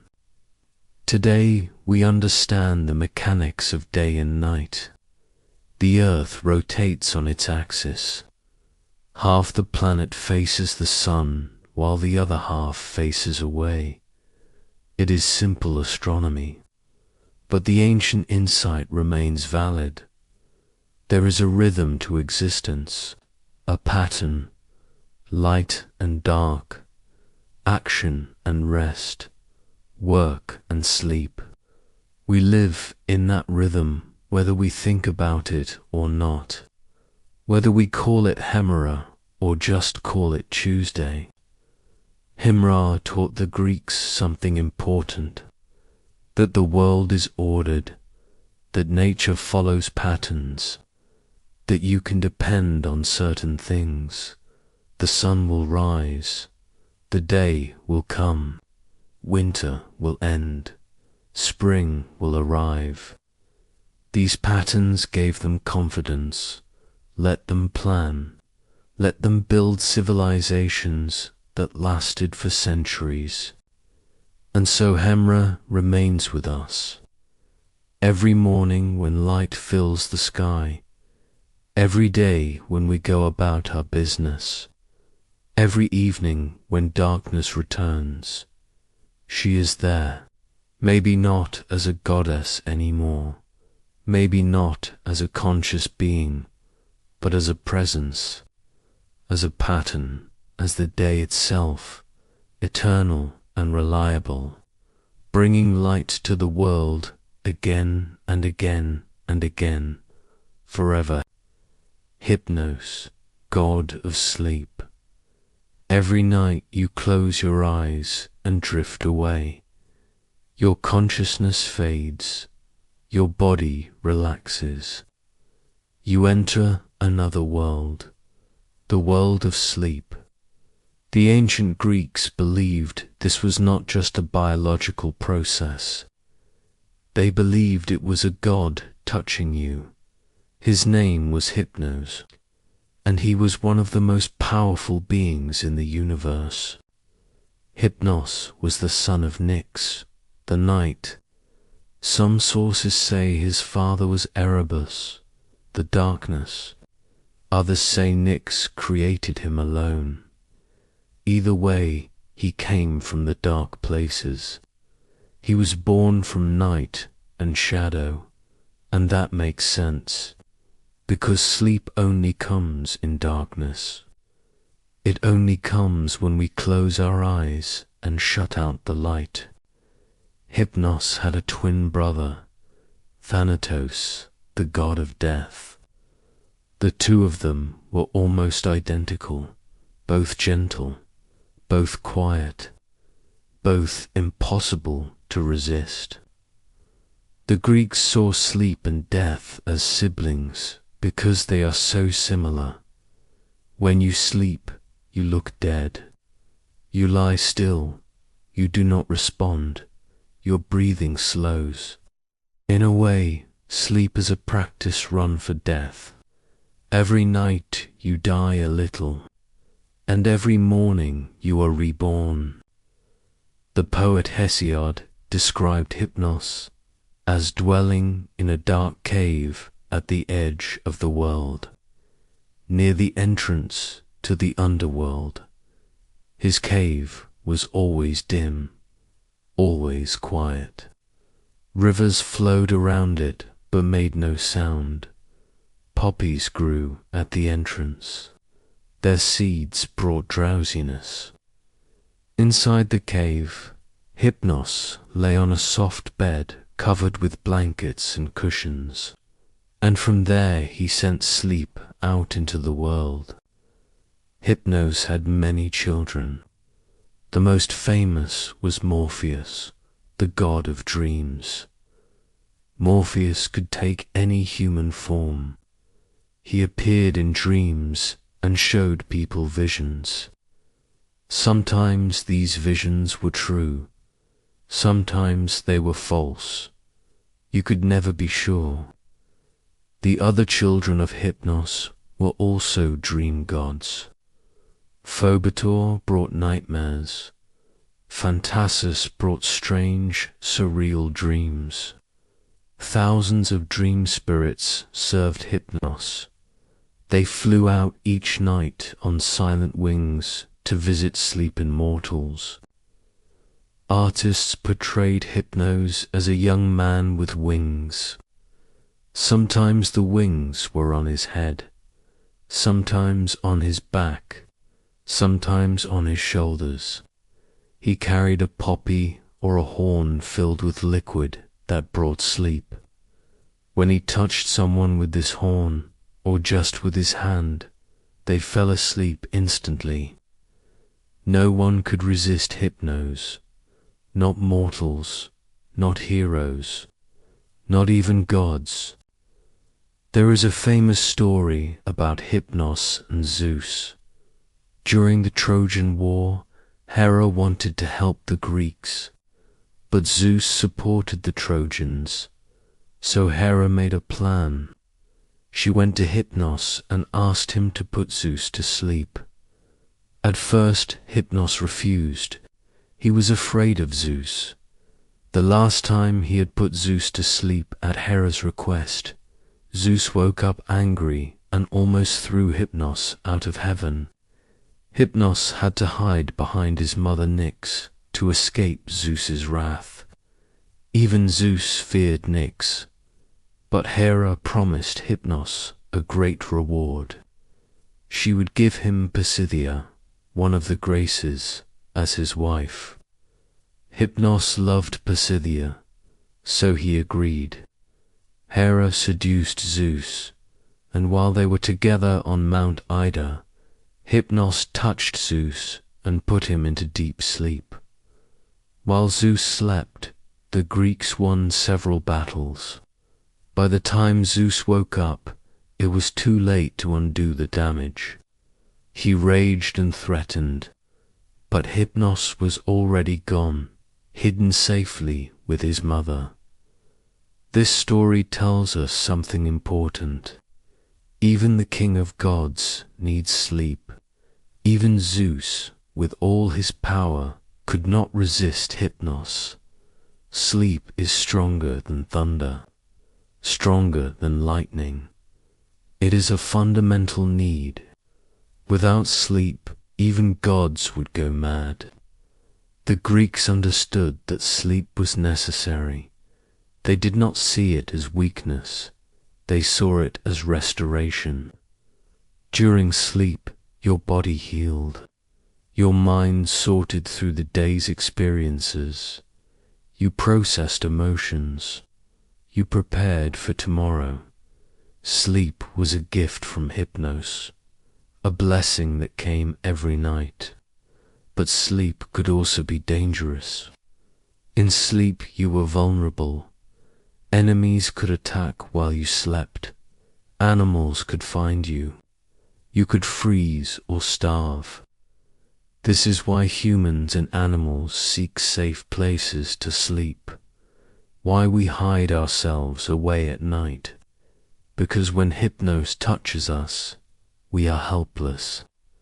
We trust that we will wake up, but that is not guaranteed. Hypnos was connected to forgetfulness. When you sleep, you forget who you are for a while. You lose awareness. You drift in darkness. The Greeks thought this was similar to what happened when you died and crossed the river Lethe in the underworld. You drank from Lethe and forgot your past life. Sleep was a temporary version of that. Each night you forgot. Each morning you remembered. But someday you would forget permanently. The Romans called Hypnos by the name somnus. This is where we get the word somnolent, meaning sleepy. The scientific study of sleep is called somnology. The word hypnosis also comes from hypnos. Hypnosis is an induced sleep-like state, a trance. Hypnos gave his name to our understanding of altered consciousness. Modern science has revealed a lot about sleep. We know about REM cycles and brain waves.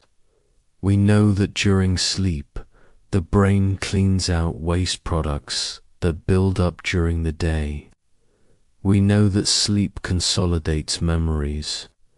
We understand the chemistry of drowsiness and wakefulness, but we still do not fully understand why we sleep, why we need to spend a third of our lives unconscious.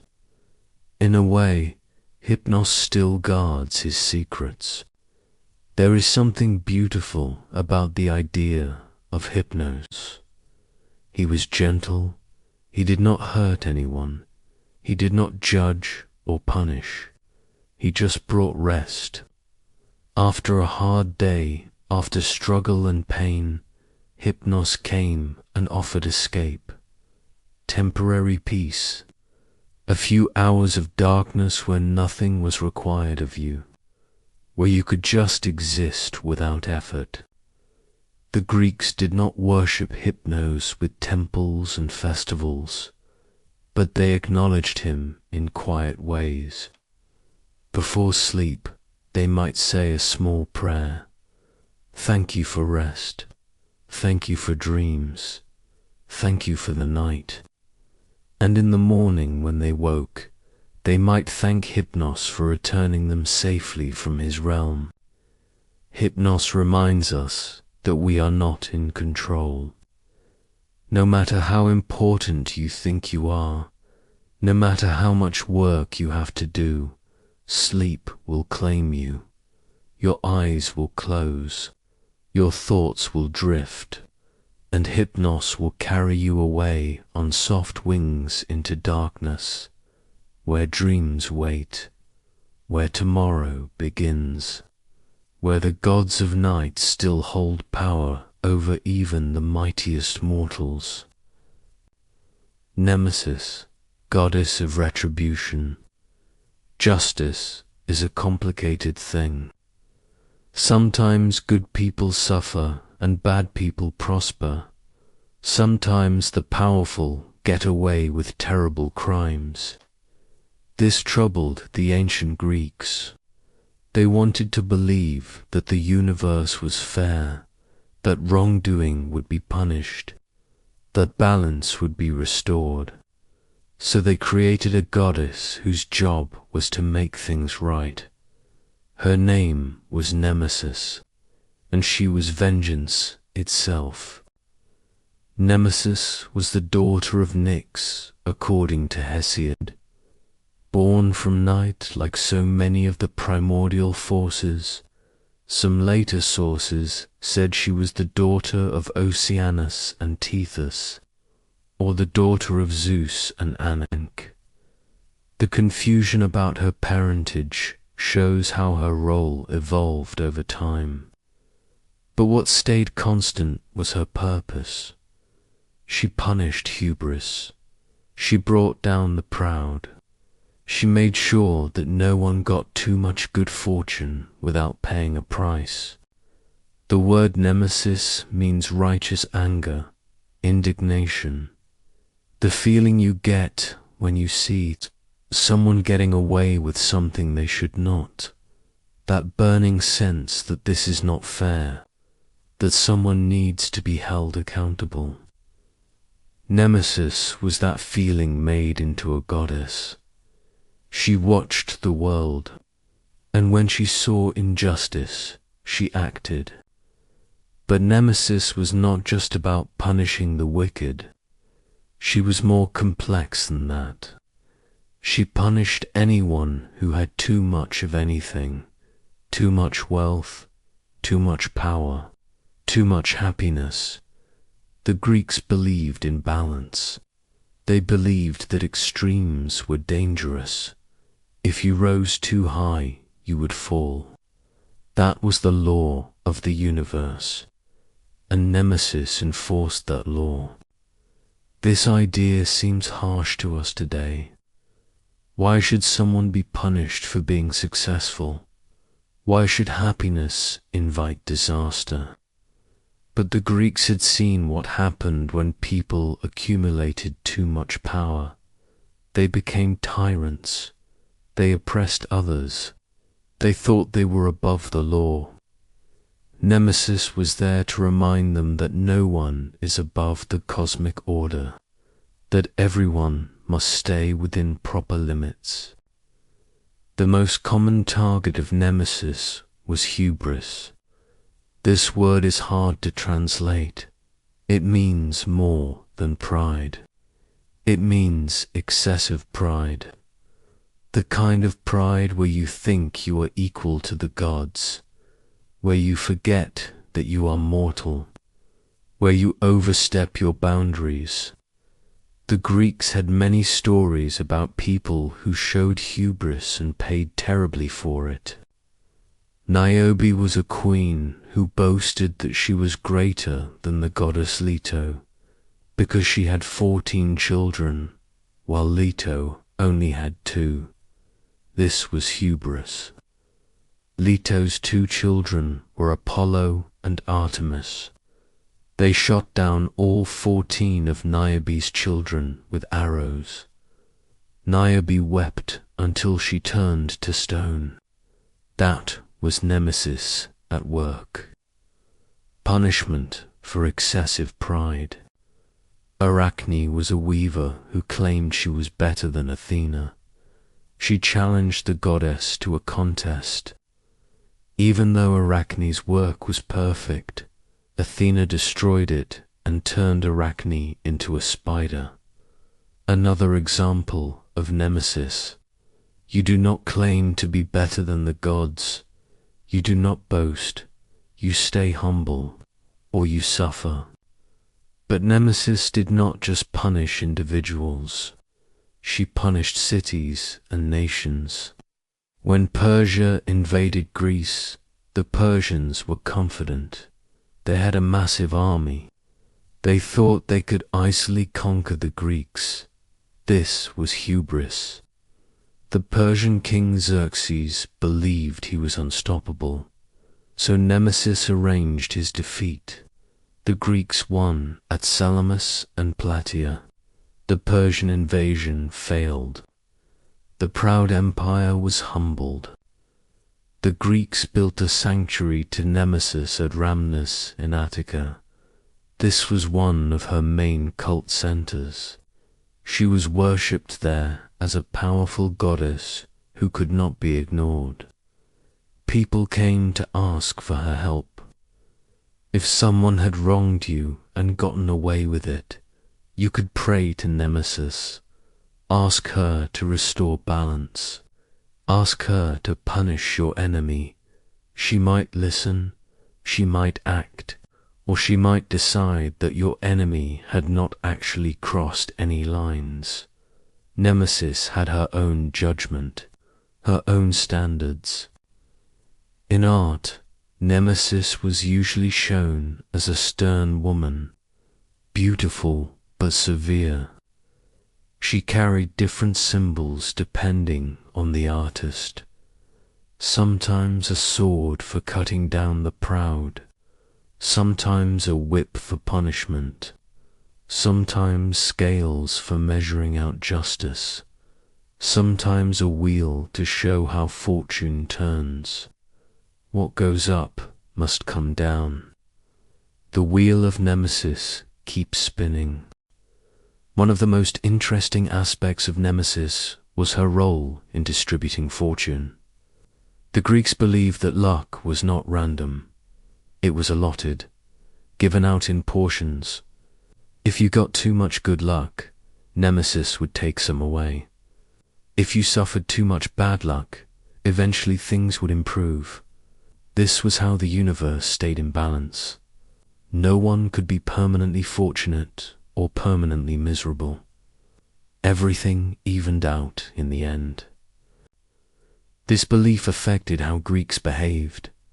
They were careful not to boast. When something good happened, they might knock on wood or spit 3 times to avoid attracting Nemesis's attention. They understood that flaunting your success was dangerous. Better to be modest, better to downplay your achievements, better to remember that fortune could turn at any moment. Nemesis was also connected to envy. When people saw someone else doing well, they felt envy, and that envy could summon Nemesis. If enough people envied you, if enough people thought you had too much, Nemesis would notice. She would come to even things out. This created social pressure. It discouraged people from standing out too much, from accumulating too much wealth or power, because your neighbors were watching, and their resentment could bring divine retribution. In some myths, Nemesis had a strange origin story for Helen of Troy. Zeus desired Nemesis, but she did not want him. She transformed herself into different animals to escape. She became a fish. Zeus became a bigger fish. She became a bird. Zeus became an eagle. Finally, he caught her. From their union came an egg. This egg was given to Leda, who raised Helen. So the most beautiful woman in the world, whose face launched 1,000 ships, was the daughter of Nemesis. Beauty itself came from the goddess of retribution.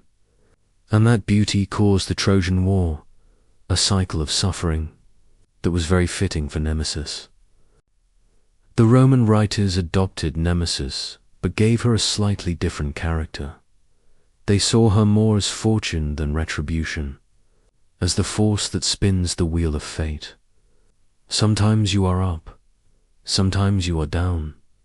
The wheel keeps turning. You cannot stop it. You can only accept where you land. Today, we still use the word nemesis. When we say someone is your nemesis, we mean they are your rival, your opponent, the person who always seems to stand in your way.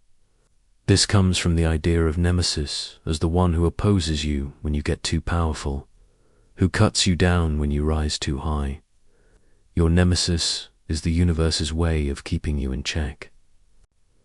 Nemesis teaches us about the dangers of excess, about the importance of moderation. The Greeks had a saying carved at Delphi: nothing in excess. This was wisdom. Do not go too far in any direction. Do not be too proud or too humble, too rich or too poor, too happy or too sad. Stay in the middle. Stay balanced.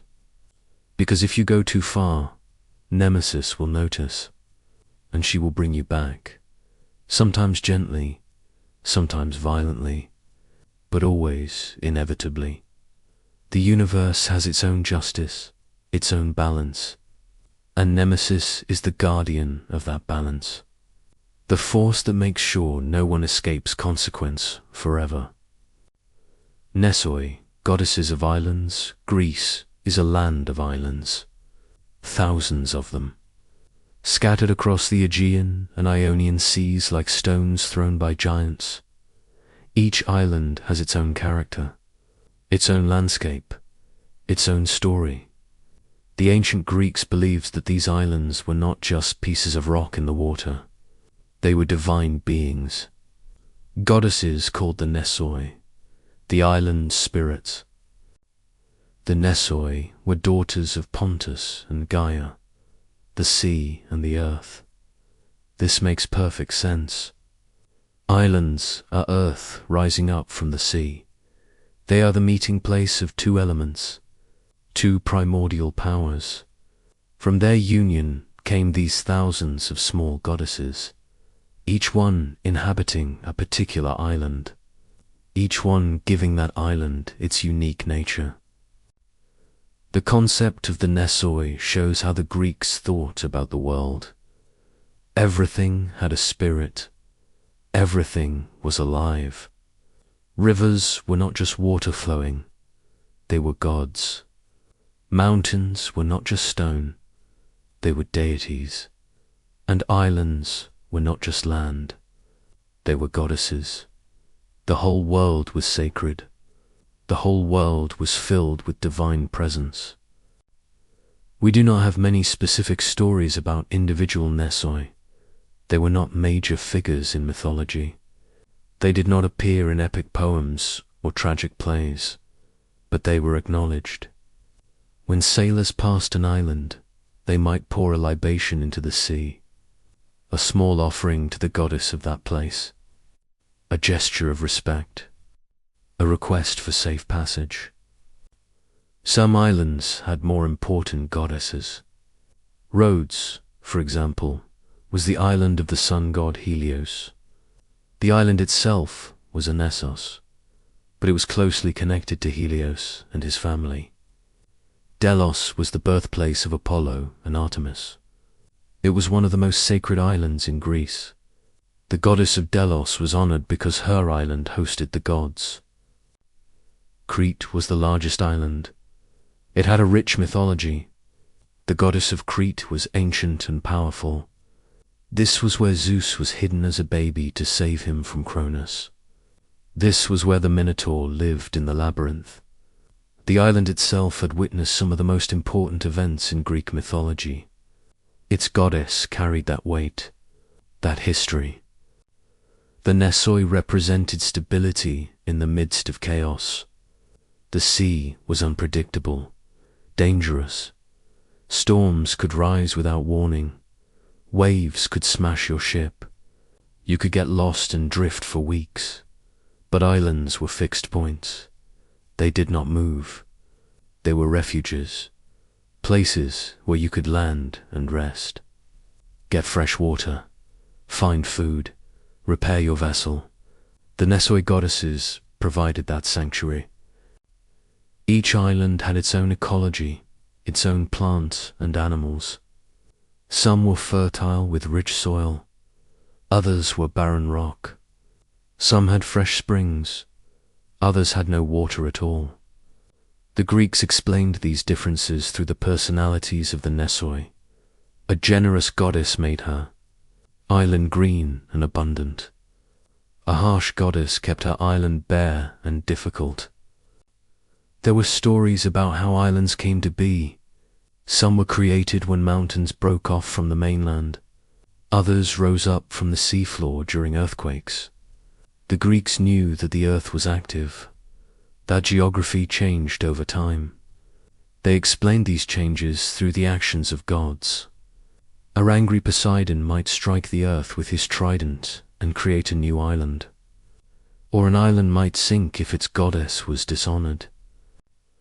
Island life was different from mainland life. People on islands developed their own customs, their own dialects, their own ways of doing things. They were isolated by water. This made them independent but also vulnerable. They could be attacked by pirates or invaded by foreign powers. The island goddess was their protector, their divine patron. As long as they honored her, she would keep them safe. The Nesoi were connected to nymphs. Nymphs were nature spirits. They lived in specific places. Tree nymphs in forests, water nymphs in springs and streams. The Nisoi were similar. They were place spirits, bound to their islands. They could not leave. They were the islands. If the island was destroyed, the goddess would die. This made them vulnerable in a way that the great Olympian gods were not. Sailors had a special relationship with the Nesoi. When you spent days or weeks at sea, seeing an island was a relief. It meant you were not lost. It meant you could rest. Sailors developed intimate knowledge of the islands. They knew which ones had good harbors, which ones had dangerous rocks, which ones were inhabited and which were empty. They knew the islands like old friends, and they treated the Nesoi with respect because their lives depended on it. There were sacred islands where no one was allowed to live. These were set aside for the gods. Delos was one of these. You could visit, you could bring offerings, but you could not settle there permanently. The island belonged to Apollo and Artemis. Its goddess served them. She kept the island pure and holy. The idea of island goddesses spread beyond Greece. Romans had similar beliefs. So did many other Mediterranean cultures. Islands were special places, liminal spaces, not quite land, not quite sea. Between the human world and the divine realm, magic happened on islands. Strange things. You might encounter gods or monsters or both. The island goddess could help you or hinder you depending on her mood and your behavior. Today we understand islands in geological terms. We know they are formed by volcanic activity or by changes in sea level. We know they are not goddesses. But there is still something magical about islands. When you visit an island, it feels different.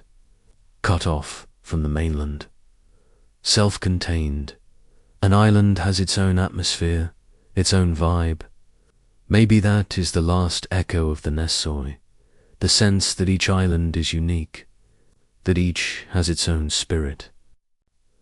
The Greeks were great sailors. They explored the Mediterranean and beyond. Every time they discovered a new island, they acknowledged its goddess.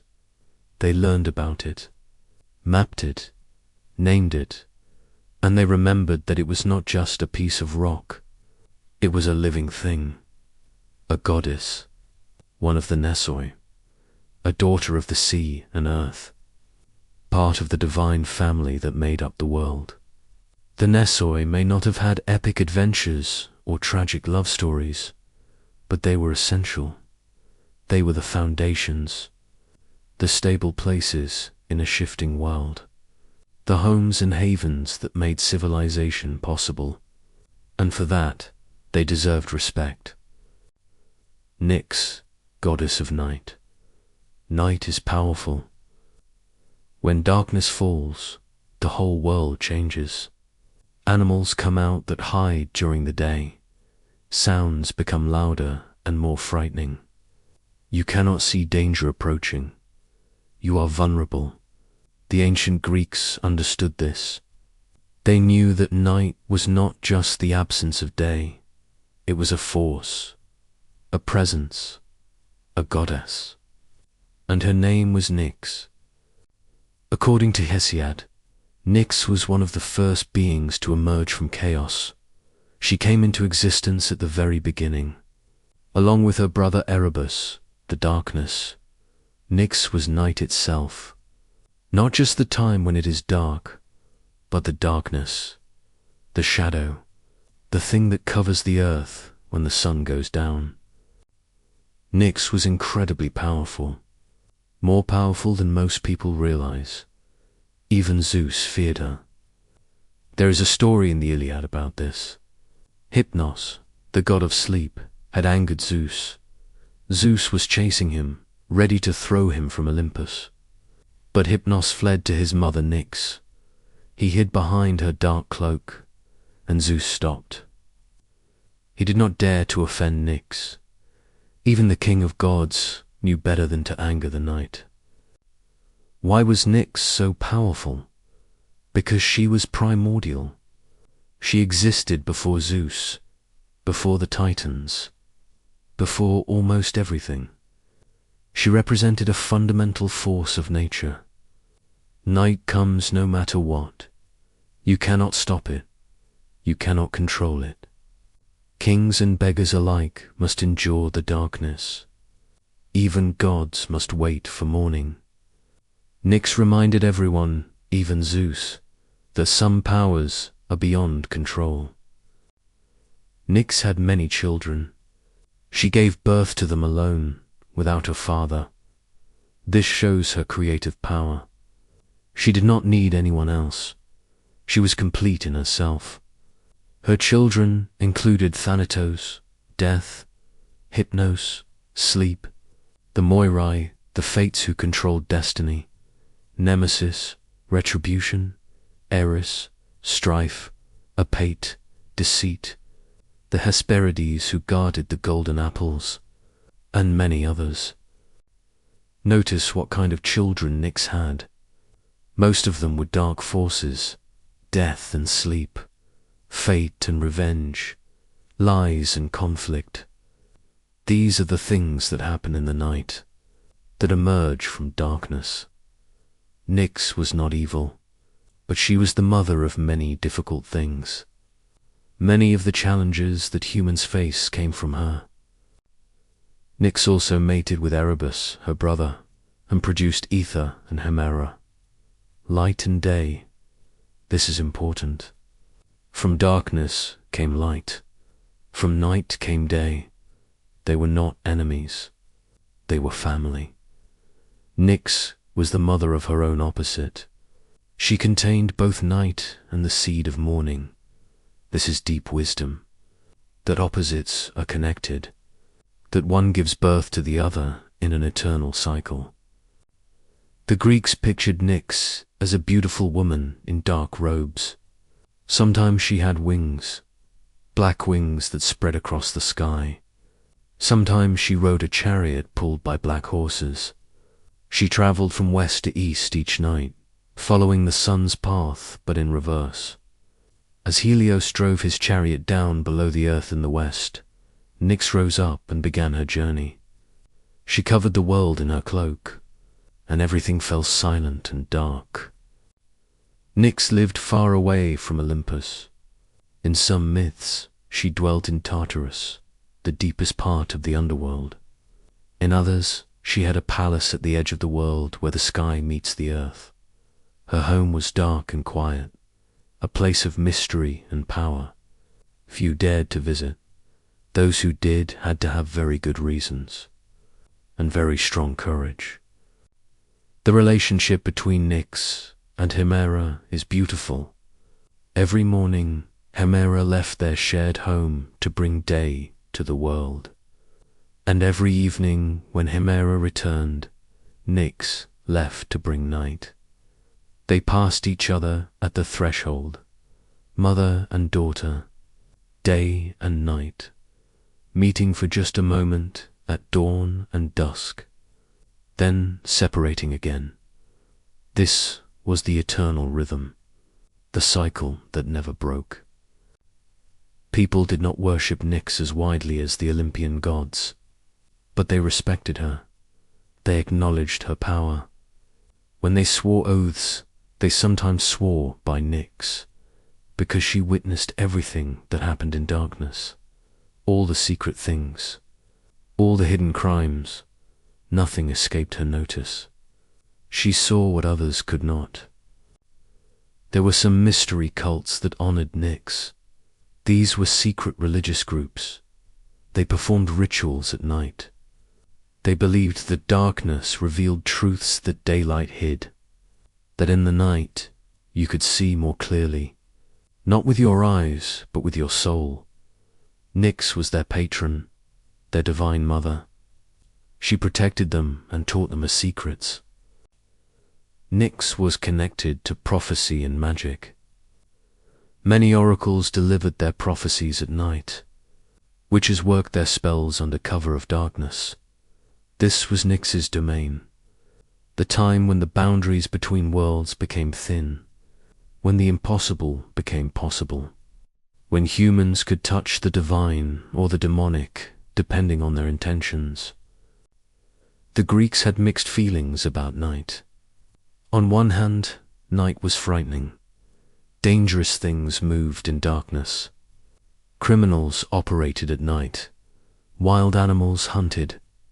You could get lost or hurt. But night was also restful. After a hard day of work, night brought sleep and dreams. It brought coolness in hot summer. It brought privacy and intimacy. Lovers met at night. Philosophers thought deep thoughts under the stars. Night had two faces, terror and peace, and Nyx embodied both. In later philosophy, Nyx took on symbolic meaning. She represented the unknown, the unconscious, the parts of ourselves and the universe that we cannot see or understand.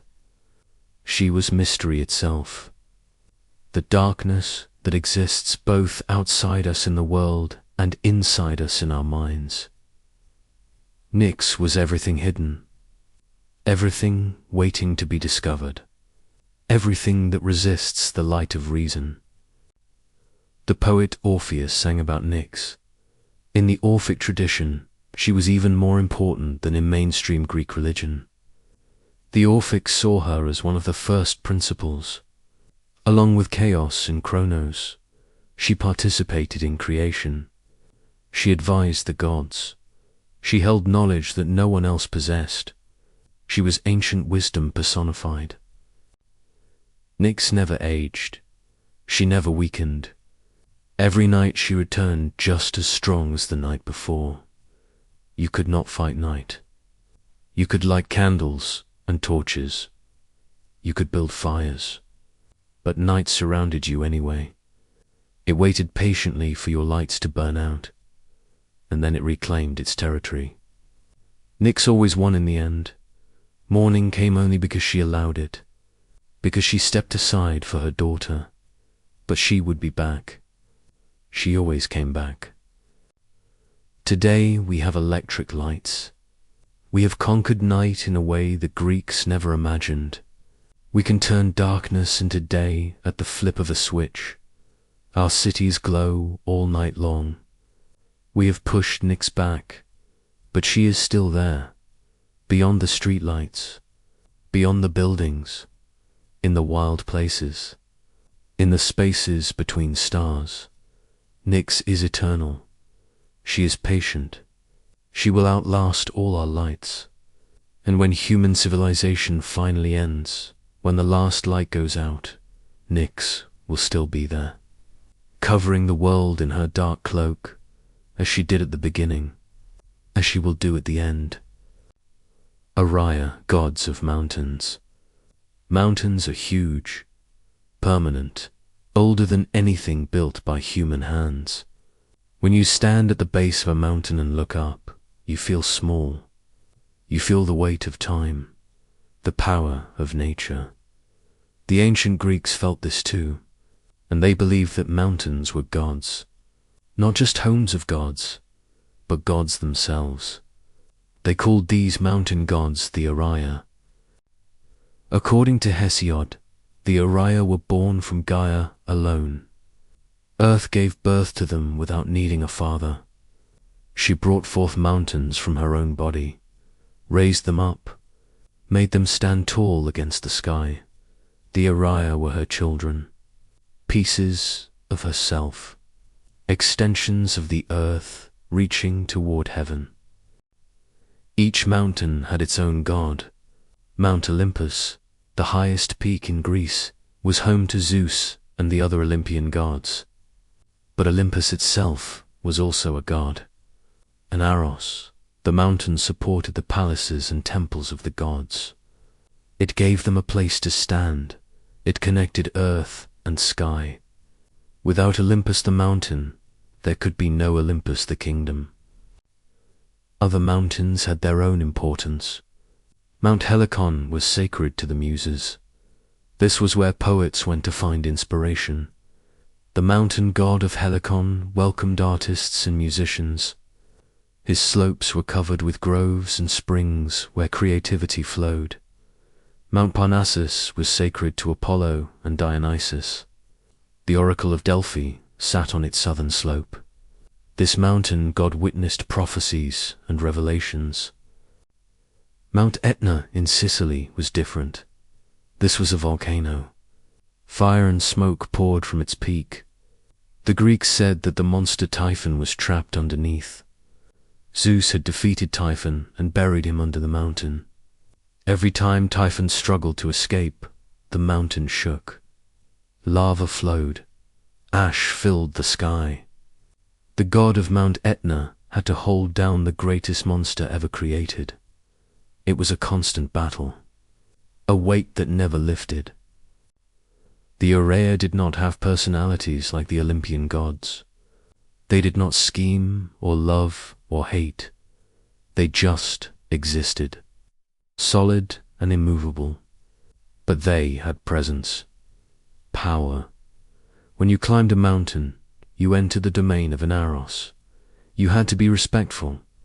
If you angered the mountain god, he could send rocks down on you, could cause avalanches, could create storms that trapped you on the slopes.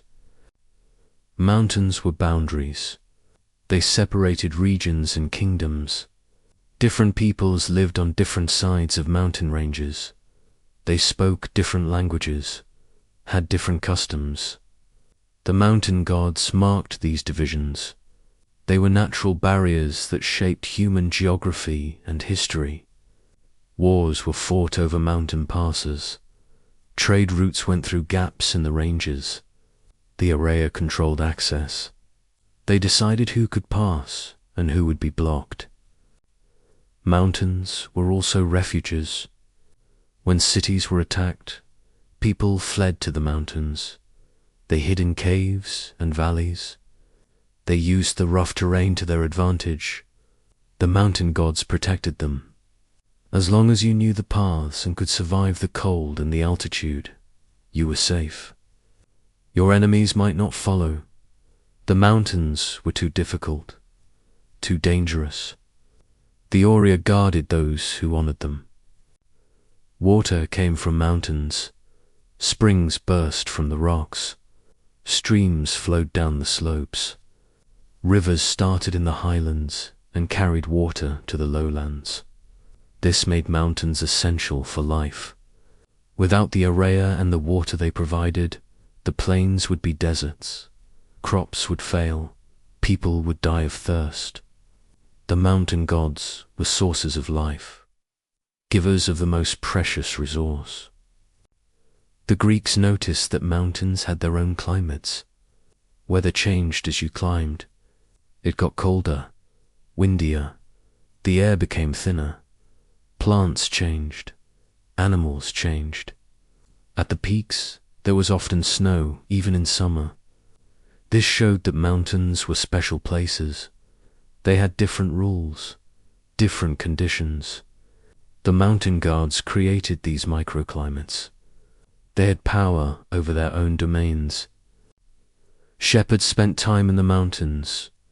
They took their flocks to high pastures in summer. They lived among the peaks for months. They got to know the mountain gods intimately. They could read the signs, knew when storms were coming, knew which paths were safe and which were treacherous. They developed a relationship with Uriah. They left offerings at high altitudes, small cairns of stones, prayers whispered to the wind. Mountains were timeless. They had been there before humans arrived. They would be there after humans were gone. Empires rose and fell. Cities were built and destroyed. But the mountains remained, unchanged, indifferent. The Araya were witnesses to all of history. They remembered when there were no people, when there were no farms or roads or buildings, just wild land, just nature. Different mountains had different characters. Some were gentle with rolling slopes and green valleys. Others were harsh with cliffs and glaciers. Some were isolated. Others formed ranges that stretched for hundreds of miles. The personality of each mountain god reflected its physical form. A gentle mountain had a gentle god. A fierce mountain had a fierce god. Form and spirit were the same. The Araya were connected to other nature spirits. Nymphs lived in mountain springs and groves. Satyrs roamed the wild slopes. The god Pan, who was half goat, made his home in mountain caves and meadows. All of these beings existed in the domains of the Araya, under their protection, part of their realm. The mountains were not empty. They were full of divine life. In later times, as Greek religion evolved, people stopped thinking about the Araya as gods. They became just mountains, pieces of geography, but the sense of their power remained. When you climb a mountain today, you still feel something. Respect, a sense of your own smallness. That feeling is the last echo of the Araya. The knowledge that mountains are more than just rock and ice, that they have presence, that they command respect, that they endure. Modern geology tells us how mountains form. Tectonic plates collide and push rock upward. Volcanoes erupt and build cones of lava and ash. Erosion carves valleys and peaks. We understand the processes, but understanding does not diminish wonder. Mountains are still impressive, still beautiful, still dangerous, and maybe in some sense they are still divine, still worthy of the respect the Greeks showed them. The Araya may not have names anymore, but they are still there, standing tall, reaching for the sky, just as they always have. Pontus, god of the sea. The sea is vast. It covers most of the earth's surface. It is deep, mysterious, full of life and danger. The ancient Greeks spent a lot of time on and around the sea. They fished, they traded, they sailed to distant lands, and they knew that the sea was powerful, that it could give life or take it. So they made the sea into a god, one of the first gods. His name was Pontus. Pontus was born from Gaia alone. Earth created the sea without needing a partner. She brought forth the waters that surrounded her, the waters that covered most of her surface. Pontus was one of her first children, along with Uranus, the sky, and Rhea, the mountains. These three defined the basic structure of the world: earth and sky and sea. Pontus was the primordial sea, not Poseidon. A lot of people confused them. Poseidon came later. He was an Olympian god, a grandson of Pontus. Poseidon ruled the sea. He had a palace under the waves. He carried a trident and could cause earthquakes. But Pontus was the sea itself, the original water, the first ocean. Before anyone ruled it, Before there was sea gods with personalities and palaces, there was just Pontus, raw, primal, endless. Pontus mated with Gaia. Sea and earth came together. From their union came many children, the ancient sea gods and sea creatures. Nereus, the old man of the sea. Thamys, the wonder of the sea. Phorcys and Cedo, who became the parents of many monsters. Erebus, whose name means wide force. These beings represented different aspects of the ocean. Nereus was gentle and wise. Phorcys was strange and dangerous. Each child of Pontus embodied a different quality of the sea. From these children came many more generations. The Nereids, 50 sea nymphs who were daughters of Nereus. They were beautiful and helpful to sailors. The Gorgons, including Medusa, who could turn you to stone with a glance. Scylla and Charybdis, the monsters that Odysseus had to sail between. The Gree, 3 old women who shared one eye. All of these came from the bloodline of Pontus. The sea was their origin, their home. Pontus was not usually depicted in art. He was too abstract, too immense. How do you paint the entire ocean? Some artists showed him as an old man with a beard of seaweed, but this was rare. Mostly, Pontus remained invisible, formless. He was the water itself, the salt, the waves, the depths. You could not separate him from the sea because he was the sea. The Greeks had complicated feelings about the sea. It provided food, fish and shellfish and sea plants. It provided a way to travel and trade. Greek cities sent ships across the Mediterranean carrying goods and ideas. The sea connected Greece to Egypt, to Asia, to Italy, to everywhere. Without the sea, Greek civilization would not have spread, would not have become as influential as it did. But the sea was also terrifying. Storms could rise without warning, waves as tall as buildings, wind that tore sails to shreds. Your ship could be smashed to pieces in minutes. You could drown. Even if you were a strong swimmer, the sea was too big, too cold, too full of things that might eat you. Sharks, sea monsters, things no one had names for. The sea gave and the sea took away. That was Pontus, both generous and cruel. The Greeks noticed that the sea was always moving. Tides rose and fell. Currents flowed. Waves never stopped. Even on calm days, the water was never completely still. This constant motion made the sea seem alive, and it was alive. Pontus was alive. The sea breathed. It had moods. Sometimes it was peaceful and glassy. Sometimes it was violent and churning. You learned to read its moods, to know when it was safe to sail and when you should stay on land. Different seas had different personalities. The Aegean between Greece and Asia Minor was relatively calm most of the year, but it had sudden summer storms called meltemi. The Ionian Sea to the west was deeper and more dangerous. The Black Sea to the north was cold and unpredictable. Each sea was still part of Pontus, but each had its own character, its own dangers, its own gifts. Sailors made offerings to Pontus and his descendants before voyages. They poured wine into the waves. They threw coins or valuable objects overboard.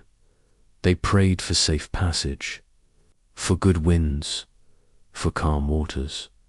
Sometimes their prayers were answered. Sometimes they were not. The sea gods did not always listen, did not always care. Sailors accepted this.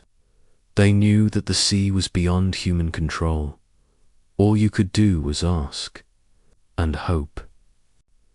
The depths of the sea were mysterious. No one knew how deep it went. No one could explore the bottom. Strange creatures lived down there, things that glowed in the dark, things with too many eyes or no eyes at all.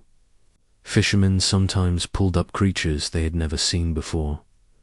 This reinforced the idea that the sea was full of wonders and horrors, that Pontus contained multitudes, that his realm was vast and mostly unknown. Pontus was connected to the sky through weather. Storms formed over the ocean and moved onto land. Rain came from evaporated seawater. The sea and sky were in constant exchange. Water rose up as vapor, fell as rain, flowed back to the sea in rivers. This cycle connected Pontus to Uranus, sea and sky, water and air, both essential, both powerful, both primordial.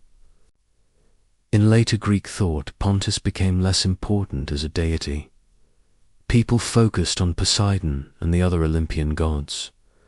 But Pontus never disappeared completely.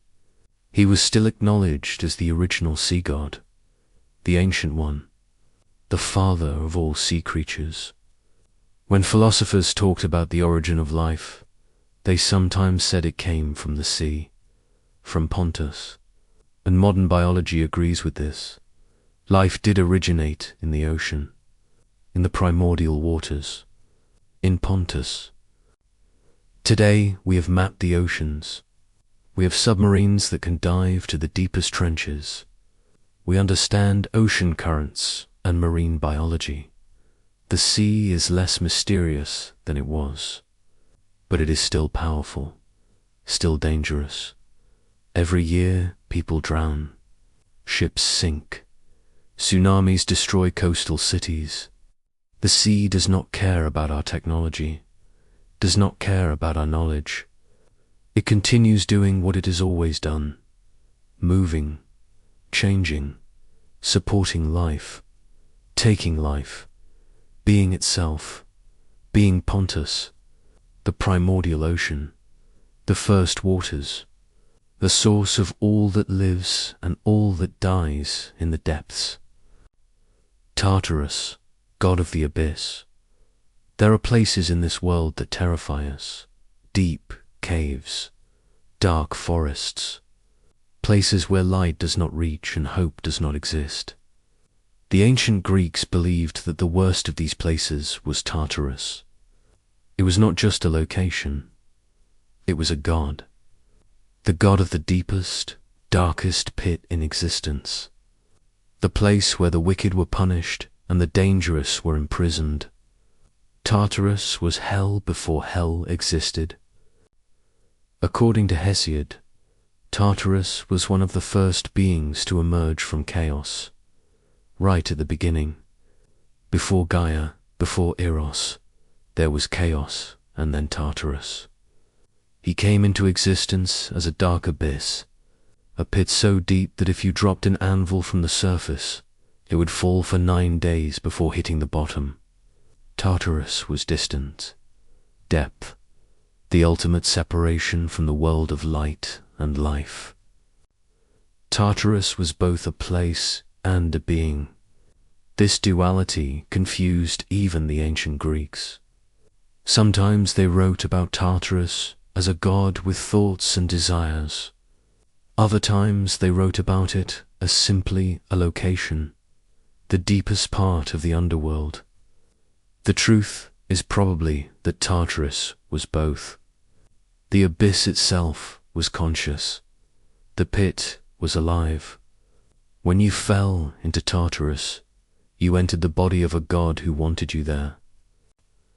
The geography of Tartarus was specific. It lay beneath the underworld, beneath Hades where normal dead people went. It was surrounded by 3 layers of night, wrapped in darkness so thick that not even the gods could see through it. Around it flowed the river Styx 9 times in circles. The Styx was a barrier, a boundary. Once you crossed it and went into Tartarus, you were not coming back. Bronze gates stood at the entrance to Tartarus. They were locked and guarded. No one got in or out without permission from the gods. Inside was punishment and imprisonment. The Titans were locked in Tartarus after they lost the war against the Olympians.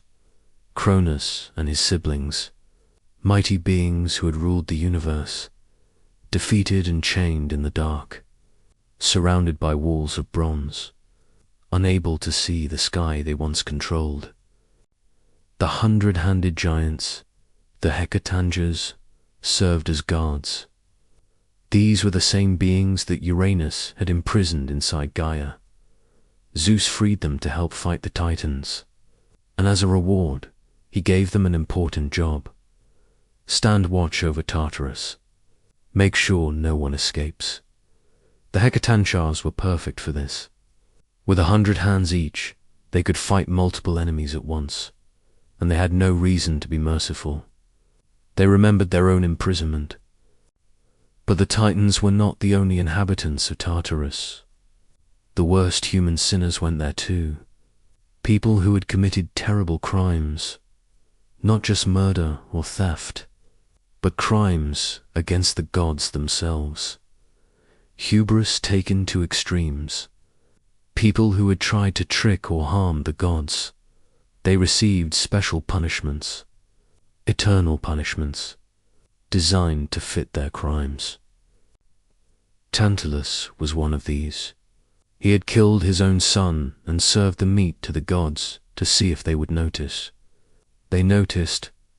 As punishment, Tantalus was placed in a pool of water beneath a fruit tree.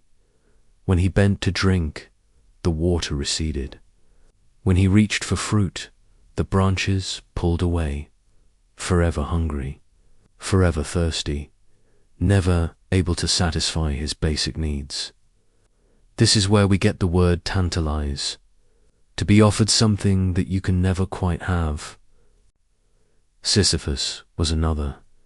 He had cheated death, tricked the gods, thought he was cleverer than Zeus. His punishment was to roll a boulder up a hill. Every time he got near the top, the boulder rolled back down. He had to start over, again and again, forever. This became a symbol of meaningless labor, of effort that accomplishes nothing. Sisyphus pushing his rock, never making progress, never able to rest. Ixion was bound to a burning wheel. Tychios had his liver eaten by vultures every day, only to have it grow back each night so the torture could continue. The deities were forced to fill jars that had holes in the bottom. Eternal tasks, eternal suffering. This was Tartarus. This was the price of angering the gods. And the god of the abyss, Tartarus himself, witnessed all of it, fed on all of that suffering. Tartarus was also a place of origin for terrible things. He mated with Gaia at some point. From their union came monsters. Typhon, the most dangerous creature ever born. A dragon with 100 serpent heads. Fire-breathing, earth-shaking.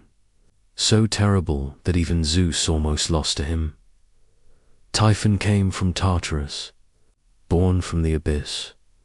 And when Zeus finally defeated him, Typhon was buried under Mount Etna, sent back to a prison, if not to Tartarus itself. The Echidna was another child of Tartarus, half woman, half serpent. She became the mother of many monsters, the Hydra, the Chimera, Cerberus, Orthrus, the Nemean lion, all the creatures that heroes had to fight and kill. They all traced their lineage back to Tartarus. The abyss was not just a prison. It was a source, a womb for darkness. In art, Thanatos was usually shown as a young man with wings. Black wings like his brother Hypnos. He carried a sword or an inverted torch. The torch represented life. When it burned upright, you were alive. When it was turned upside down and went out, you were dead. Sometimes Thanatos was shown as gentle, sometimes as stern, but never as monstrous. He was not a skeleton or a demon. He was just a god doing his job. The word Thanatos is still used today in psychology. We talk about thanatophobia, the fear of death; thanatology, the study of death and dying. The Greeks gave us the vocabulary to discuss our mortality, and Thanatos the god gave us a way to personify the ultimate unknown, the end that waits for all of us. Modern medicine has pushed death back. We live longer than ancient Greeks could have imagined. We cure diseases that would have killed them. We can restart hearts and breathe for people whose lungs have stopped. We have fought Thanatos in ways that would have seemed like magic, but we have not defeated him. We have only delayed him. Death still comes. Maybe later than it used to, but it comes. Thanatos reminds us that life is temporary, that time is limited, that everything ends. This knowledge can be depressing, or it can be liberating. If everything ends, then we should make the most of the time we have. Live fully, love deeply, create meaning while we can, because Thanatos is patient. He can wait. He has all the time in the world, and eventually, when our time comes, he will arrive with his dark wings and his downturned torch, and we will follow him into the darkness, just like everyone who came before us, just like everyone who will come after. Uranus, god of the heavens, look up at the sky, that vast blue dome stretching from horizon to horizon, the clouds drifting, the sun traveling across, the stars appearing at night. The ancient Greeks looked up at that same sky and saw a god, the first king of the universe. His name was Uranus, and his story is one of power, violence, betrayal, and the eternal cycle of fathers and sons. Uranus was born from Gaia alone. Earth created the sky without needing a partner. She brought him forth from herself, made him equal to her in size and power. He stretched above her, covered her completely, and together they defined the world. Earth below, sky above, everything in between was theirs. Uranus was not just the sky. He was the heavens, the divine realm above the clouds, the place where gods would later live. He was vast, limitless, all-encompassing. When you looked up, no matter where you were, you saw Uranus. He was everywhere and nowhere, present but untouchable. Gaia and Uranus became partners, husband and wife in the first divine marriage. Every night, Uranus would descend and cover Gaia, and from their union came many children. First, the Titans, 12 of them, 6 sons and 6 daughters: Oceanus, Cous, Crius, Hyperion, Iapetus, Cronus, Thea, Rhea, Themis, Mnemosyne, Phoebe, Tethys. These were the first generation of gods, powerful beings who would shape the cosmos. But Gaia and Uranus also created monsters. The Cyclopes came next, 3 giants with 1 eye each in the center of their foreheads. Brontes, Sterops, Arges, they were strong and skilled craftsmen. They would later forge Zeus's thunderbolts. Then came the Hecatonchires, 3 more giants, each with 50 heads and 100 hands: Cotus, Briareus, Gyges. They were the most powerful creatures ever born, stronger even than the Titans. Uranus looked at these monstrous children and felt fear. The Cyclopes and Hecatancheas were too strong, too strange, too threatening. So he made a terrible decision. He pushed them back into Gaia's womb, forced them down into the depths of the earth, imprisoned them in darkness. Gaia suffered terribly. She was in constant pain, her children trapped inside her, unable to be born, unable to breathe free. This cruelty was Uranus's great mistake.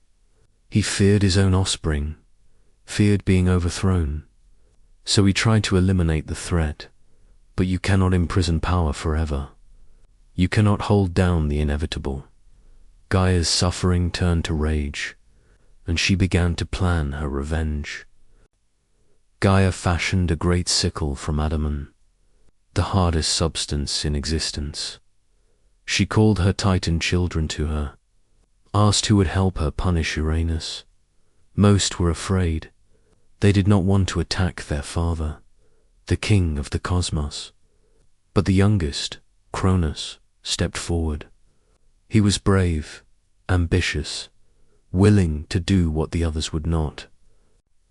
That night, when Uranus came to lie with Gaia, Cronus was waiting in ambush. He held the adamantine sickle, and when Uranus was most vulnerable, Cronus struck. He castrated his father with one swift cut, separated Uranus from his power. His blood fell on Gaia, and from it sprang the Furies, the giants, and the ash tree nymphs. The severed parts were thrown into the sea, and from the foam that formed around them, Aphrodite was born. Beauty came from violence. Love came from betrayal. Uranus, wounded and humiliated, retreated to the heavens. He withdrew from Gaia, never to descend again. The sky and earth separated. Before this, they had been joined. Now there was space between them, the air, the atmosphere, room for life to exist and grow. Uranus had ruled by suppressing his children, by maintaining total control, but his defeat created possibility, created freedom. Before he withdrew completely, Uranus spoke a prophecy, or maybe it was a curse. He told Cronus that just as he had been overthrown by his son, Cronus would be overthrown by his own son. The cycle would continue, son against father, generation replacing generation. This prophecy haunted Cronus, led him to swallow his own children, which led to his eventual defeat by Zeus. The pattern that Uranus predicted came true exactly as he said. After his castration and retreat, Uranus faded from importance. He was no longer an active god, no longer a ruler. He became just the sky itself, passive, distant, no longer involved in the world. The Titans took over, then the Olympians, but Uranus remained above, watching, silent, a reminder of what had been. The Greeks did not worship Uranus much. He was too old, too remote. By the time Greek civilization developed, Uranus was ancient history.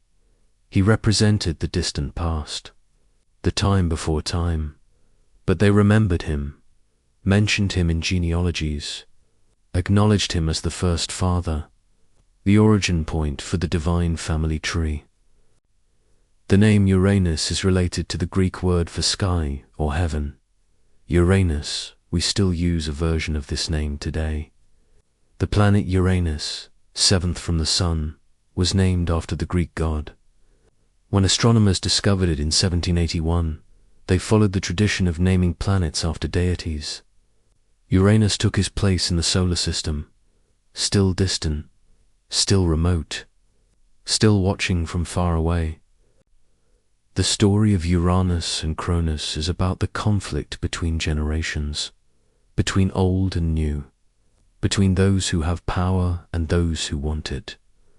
Uranus tried to hold on to power by imprisoning anything that threatened him. But this strategy failed. It always fails. You cannot stop change by locking it away. Change builds pressure, and eventually it explodes. Uranus also represents the danger of fear. He feared his own children. That fear made him cruel, and his cruelty led directly to his downfall.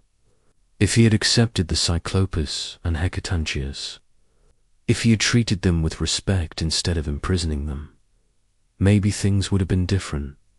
Maybe they would have supported him, protected him. But fear creates enemies. And Uranus made enemies of his own family. The separation of Uranus and Gaia is cosmologically important. Before they separated, there was no space for life. Sky and earth were pressed together, but their separation created room. The air between them became a realm where birds could fly, where rain could fall, where humans could eventually exist. The violence that separated them was necessary, painful but necessary. Sometimes destruction creates possibility. Uranus teaches us about the impermanence of power. He was the first king, the first ruler of all that exists. But he did not last. He was overthrown by his own son, and his son was overthrown in turn. Each generation thinks it will be different, that it will hold power forever, but time proves otherwise. Nothing lasts. No rain is eternal. The sky endures. But the god who was the sky lost his throne. When we look at the sky today, we see atmosphere and clouds and the scattered light that makes it blue. We understand the physics, but there is still something profound about the sky. Its vastness, its mystery, the way it contains everything above us. Stars and planets and infinity. Maybe that is the last trace of Uranus, the sense that the sky is more than just empty space. That it has presence, that it watches, the primordial father, the first king, still there, still silent, still covering the earth as he has since the beginning of time. What made Tartarus so frightening was its permanence. When you went there, you did not leave, ever. Regular death, going to Hades, that was bad enough. You became a shade, a shadow of your former self, but you still existed. You could still think and feel. And in some cases, like if you were a hero, you might go to the Elysian fields and be happy. But Tartarus offered no hope. No possibility of redemption, no chance of escape. It was the end, the final punishment. The place where the universe put things it wanted to forget. The Greeks used Tartarus as a threat. Parents told children to behave, or they would end up in Tartarus. Priests warned sinners that Tartarus waited for those who defied the gods. The threat worked because people believed it. They believed that beneath their feet, far down in the dark, there was a pit of suffering. And if you were bad enough, evil enough, prideful enough, you would end up there, screaming in the dark, forever. Modern geology has taught us about the real depths of the earth, the crust, the mantle, the core. We know there is no literal pit where sinners are punished, but the idea of Tartarus remains powerful. It represents the worst possible outcome, the place of no return. Even today we talk about falling into an abyss, about darkness so deep it has no bottom. Tartarus lives on in our language, in our nightmares, in our fear of ultimate punishment. He is still there, waiting in the depths, the god of the pit, the primordial darkness, the place where hope goes to die. Thalassa, goddess of the sea, We already talked about Pontus, the primordial god of the sea. But there was another sea deity, just as ancient. Her name was Thalassa. And while Pontus represented the sea as a physical thing, Thalassa represented the sea as a living presence, as a mother, as the source of all marine life. Together, Pontus and Thalassa embodied the complete nature of the ocean. Thalassa was a primordial goddess. Some sources say she was the daughter of Ether and Hemera, light and day. This seems strange at first. How could the sea come from light and day? But think about it. The sea reflects light. It sparkles in the sun. During the day, you can see the water clearly, see its beauty, its vastness. In darkness, the sea is frightening, unknown. But in daylight, the sea comes alive with color, with movement, with visible life. That was Thalassa, the bright sea, the living sea. Other sources say Thalassa was simply another name for the primordial waters, that she existed from the beginning alongside Chaos and Gaia and the others. This makes sense, too. Water was essential to the Greek understanding of creation. Many ancient cultures believed that the world began with water. That land emerged from a primordial ocean. Thalassa could have been that ocean, the first waters from which everything else arose. Thalassa was sometimes portrayed as the consort of Pontus. The two of them together represented the complete ocean. Pontus was the depths and the abyssal plains, the raw water. Thalassa was the surface and the shores, the water that touched land and sky, the water that teemed with fish and dolphins and whales. Where Pontus was abstract, Thalassa was present. You could see her in every wave, hear her in every tide. In art, Thalassa was depicted as a beautiful woman rising from the waves. Sometimes she had the tail of a fish like a mermaid. Sometimes she rode in a chariot pulled by sea creatures, dolphins or hippocampi, which were horses with fishtails. She wore flowing garments that looked like sea foam. Her hair was long and wet. She held shells or coral or other treasures from the deep. Everything about her imagery connected to the sea. The Greeks saw Thalassa as a mother goddess. The sea gave birth to life. Fish, shellfish, octopuses, jellyfish, countless forms of existence. The sea was more fertile than the land in many ways. It produced more food, supported more variety.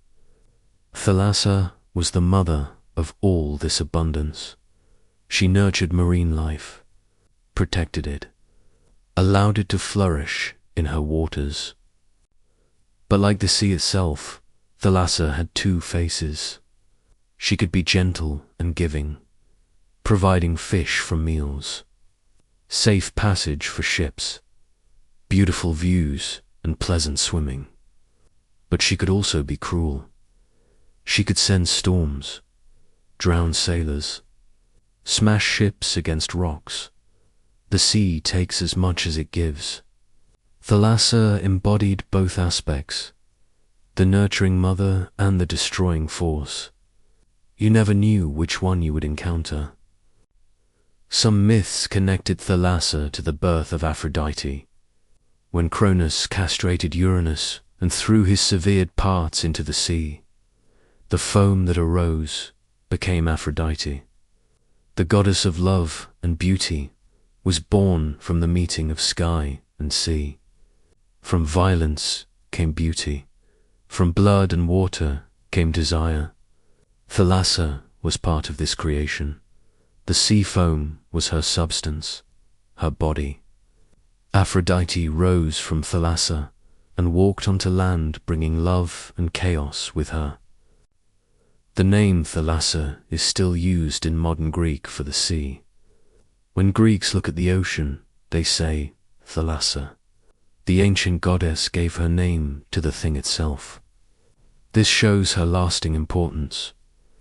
Even though people stopped worshipping her thousands of years ago, her name endured, embedded in the language, a reminder of the time when the sea was divine. Thalassa was connected to healing and purification. Seawater was believed to have cleansing properties. People bathed in the ocean to cure diseases, to wash away bad luck, to purify themselves after contact with death or pollution. The sea could make you clean, could restore your health. This power came from Thalassa. She was the one who blessed the waters with healing energy. The tides were Thalassa's breathing. The water rose and fell twice a day following the moon. The Greeks noticed this pattern. They saw that the moon controlled the tides somehow. This created a connection between Thalassa and the moon goddesses, Selene, Artemis, the female deities who ruled cycles and rhythms. The sea rose and fell in rhythm with the moon. Thalassa and Selene worked together, water and light, tide and orbit. Fishermen had a special relationship with Thalassa. They depended on her completely. She controlled whether their nets came up full or empty, whether they returned home safely or were lost in storms.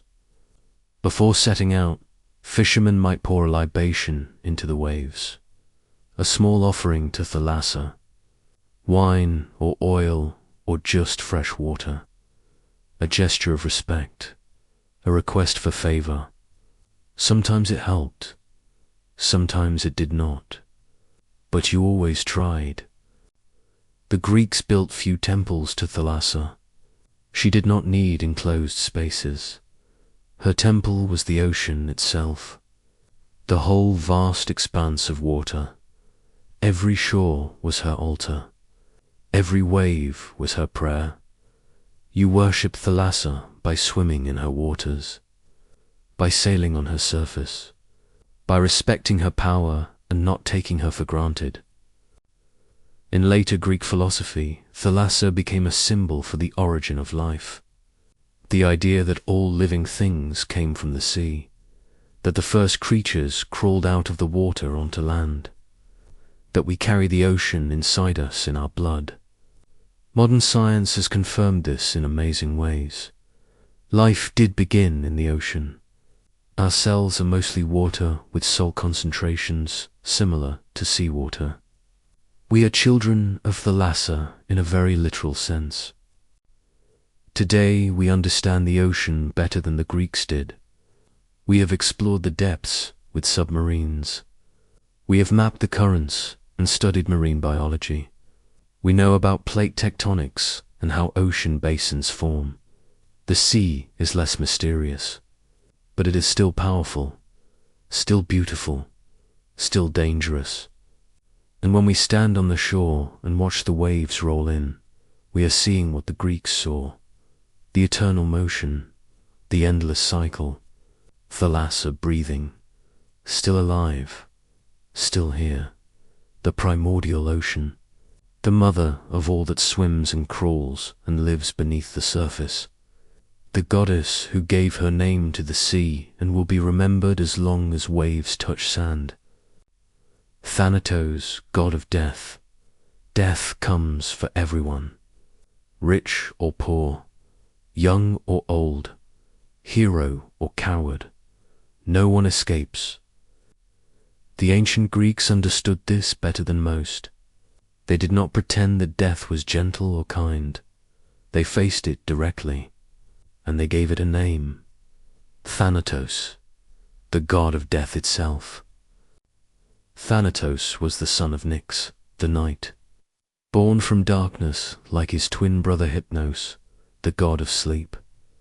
The Greeks saw death and sleep as brothers because they are so similar. Both involve stillness, silence, the cessation of consciousness.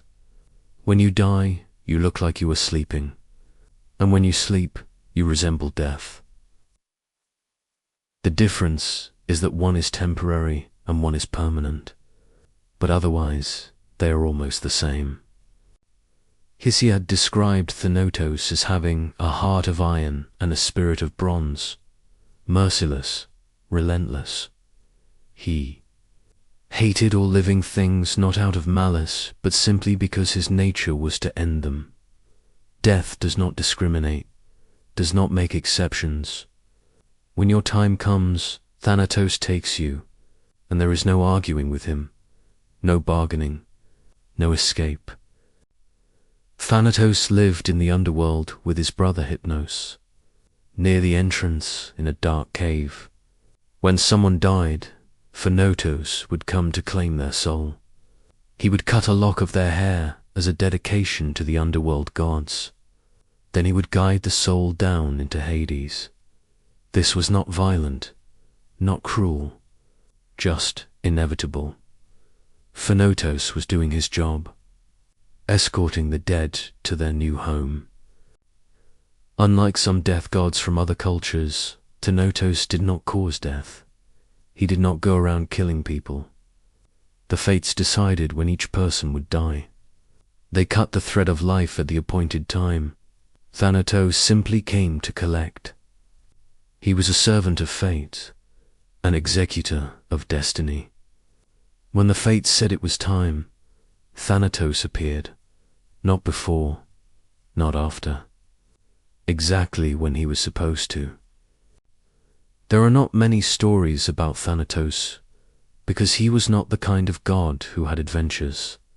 He just did his work, quiet, efficient, eternal. But there are a few myths where he appears, and they tell us a lot about how the Greeks understood death. The most famous story involves Sisyphus. This was the same Sisyphus who ended up in Tartarus pushing a rock up a hill.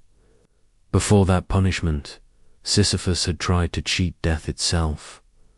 When Thanatos came for him, Sisyphus somehow managed to chain him up, to trap death, and as long as Thanatos was imprisoned, no one could die. People were wounded in battle, but did not die. Old people suffered, but could not pass away. Death had stopped. This caused chaos. The natural order was broken. Ares, the god of war, was particularly upset because battles were pointless if no one died. So Ares went and freed Thanatos, and the first thing Thanatos did was take Sisyphus to the underworld. But Sisyphus had one more trick. Before he died, he told his wife not to perform the proper funeral rites. So when he arrived in Hades, he complained to Persephone that he had not been buried properly. He convinced her to let him return to the surface to correct this problem, and once he was back alive, he simply refused to return. He lived for many more years before Thanatos finally came for him again. This time there was no escape, and his punishment in Tartarus was eternal. This story shows that the Greeks believed death could theoretically be tricked or delayed, but not permanently. Eventually, Thanatos always wins.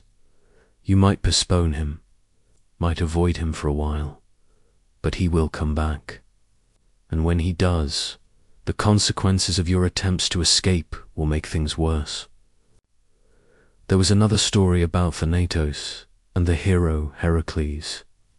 One of Heracles' tasks was to wrestle Thanatos and save the life of Queen Alcestis.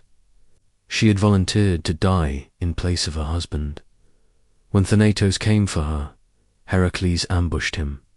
They fought. And Heracles, being the strongest man who ever lived, managed to overpower death itself. He forced Thanatos to release Alcestis.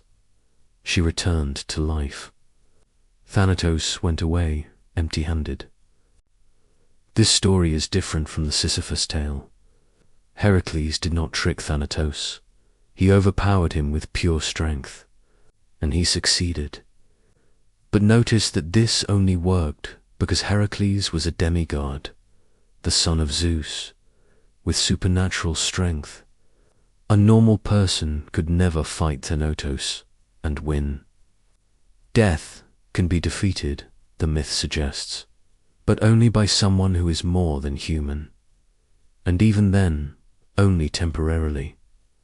Alcestis was saved. But she would die eventually. Everyone dies eventually. Even Heracles died in the end. Thanatos always collects in the long run. The Greeks did not fear Thanatos, as much as you might expect. They feared painful death, violent death, premature death. But death itself, when it came at the right time, was acceptable, even welcome. A long life filled with suffering could make death seem like a blessing. Thanatos was not evil. He was natural.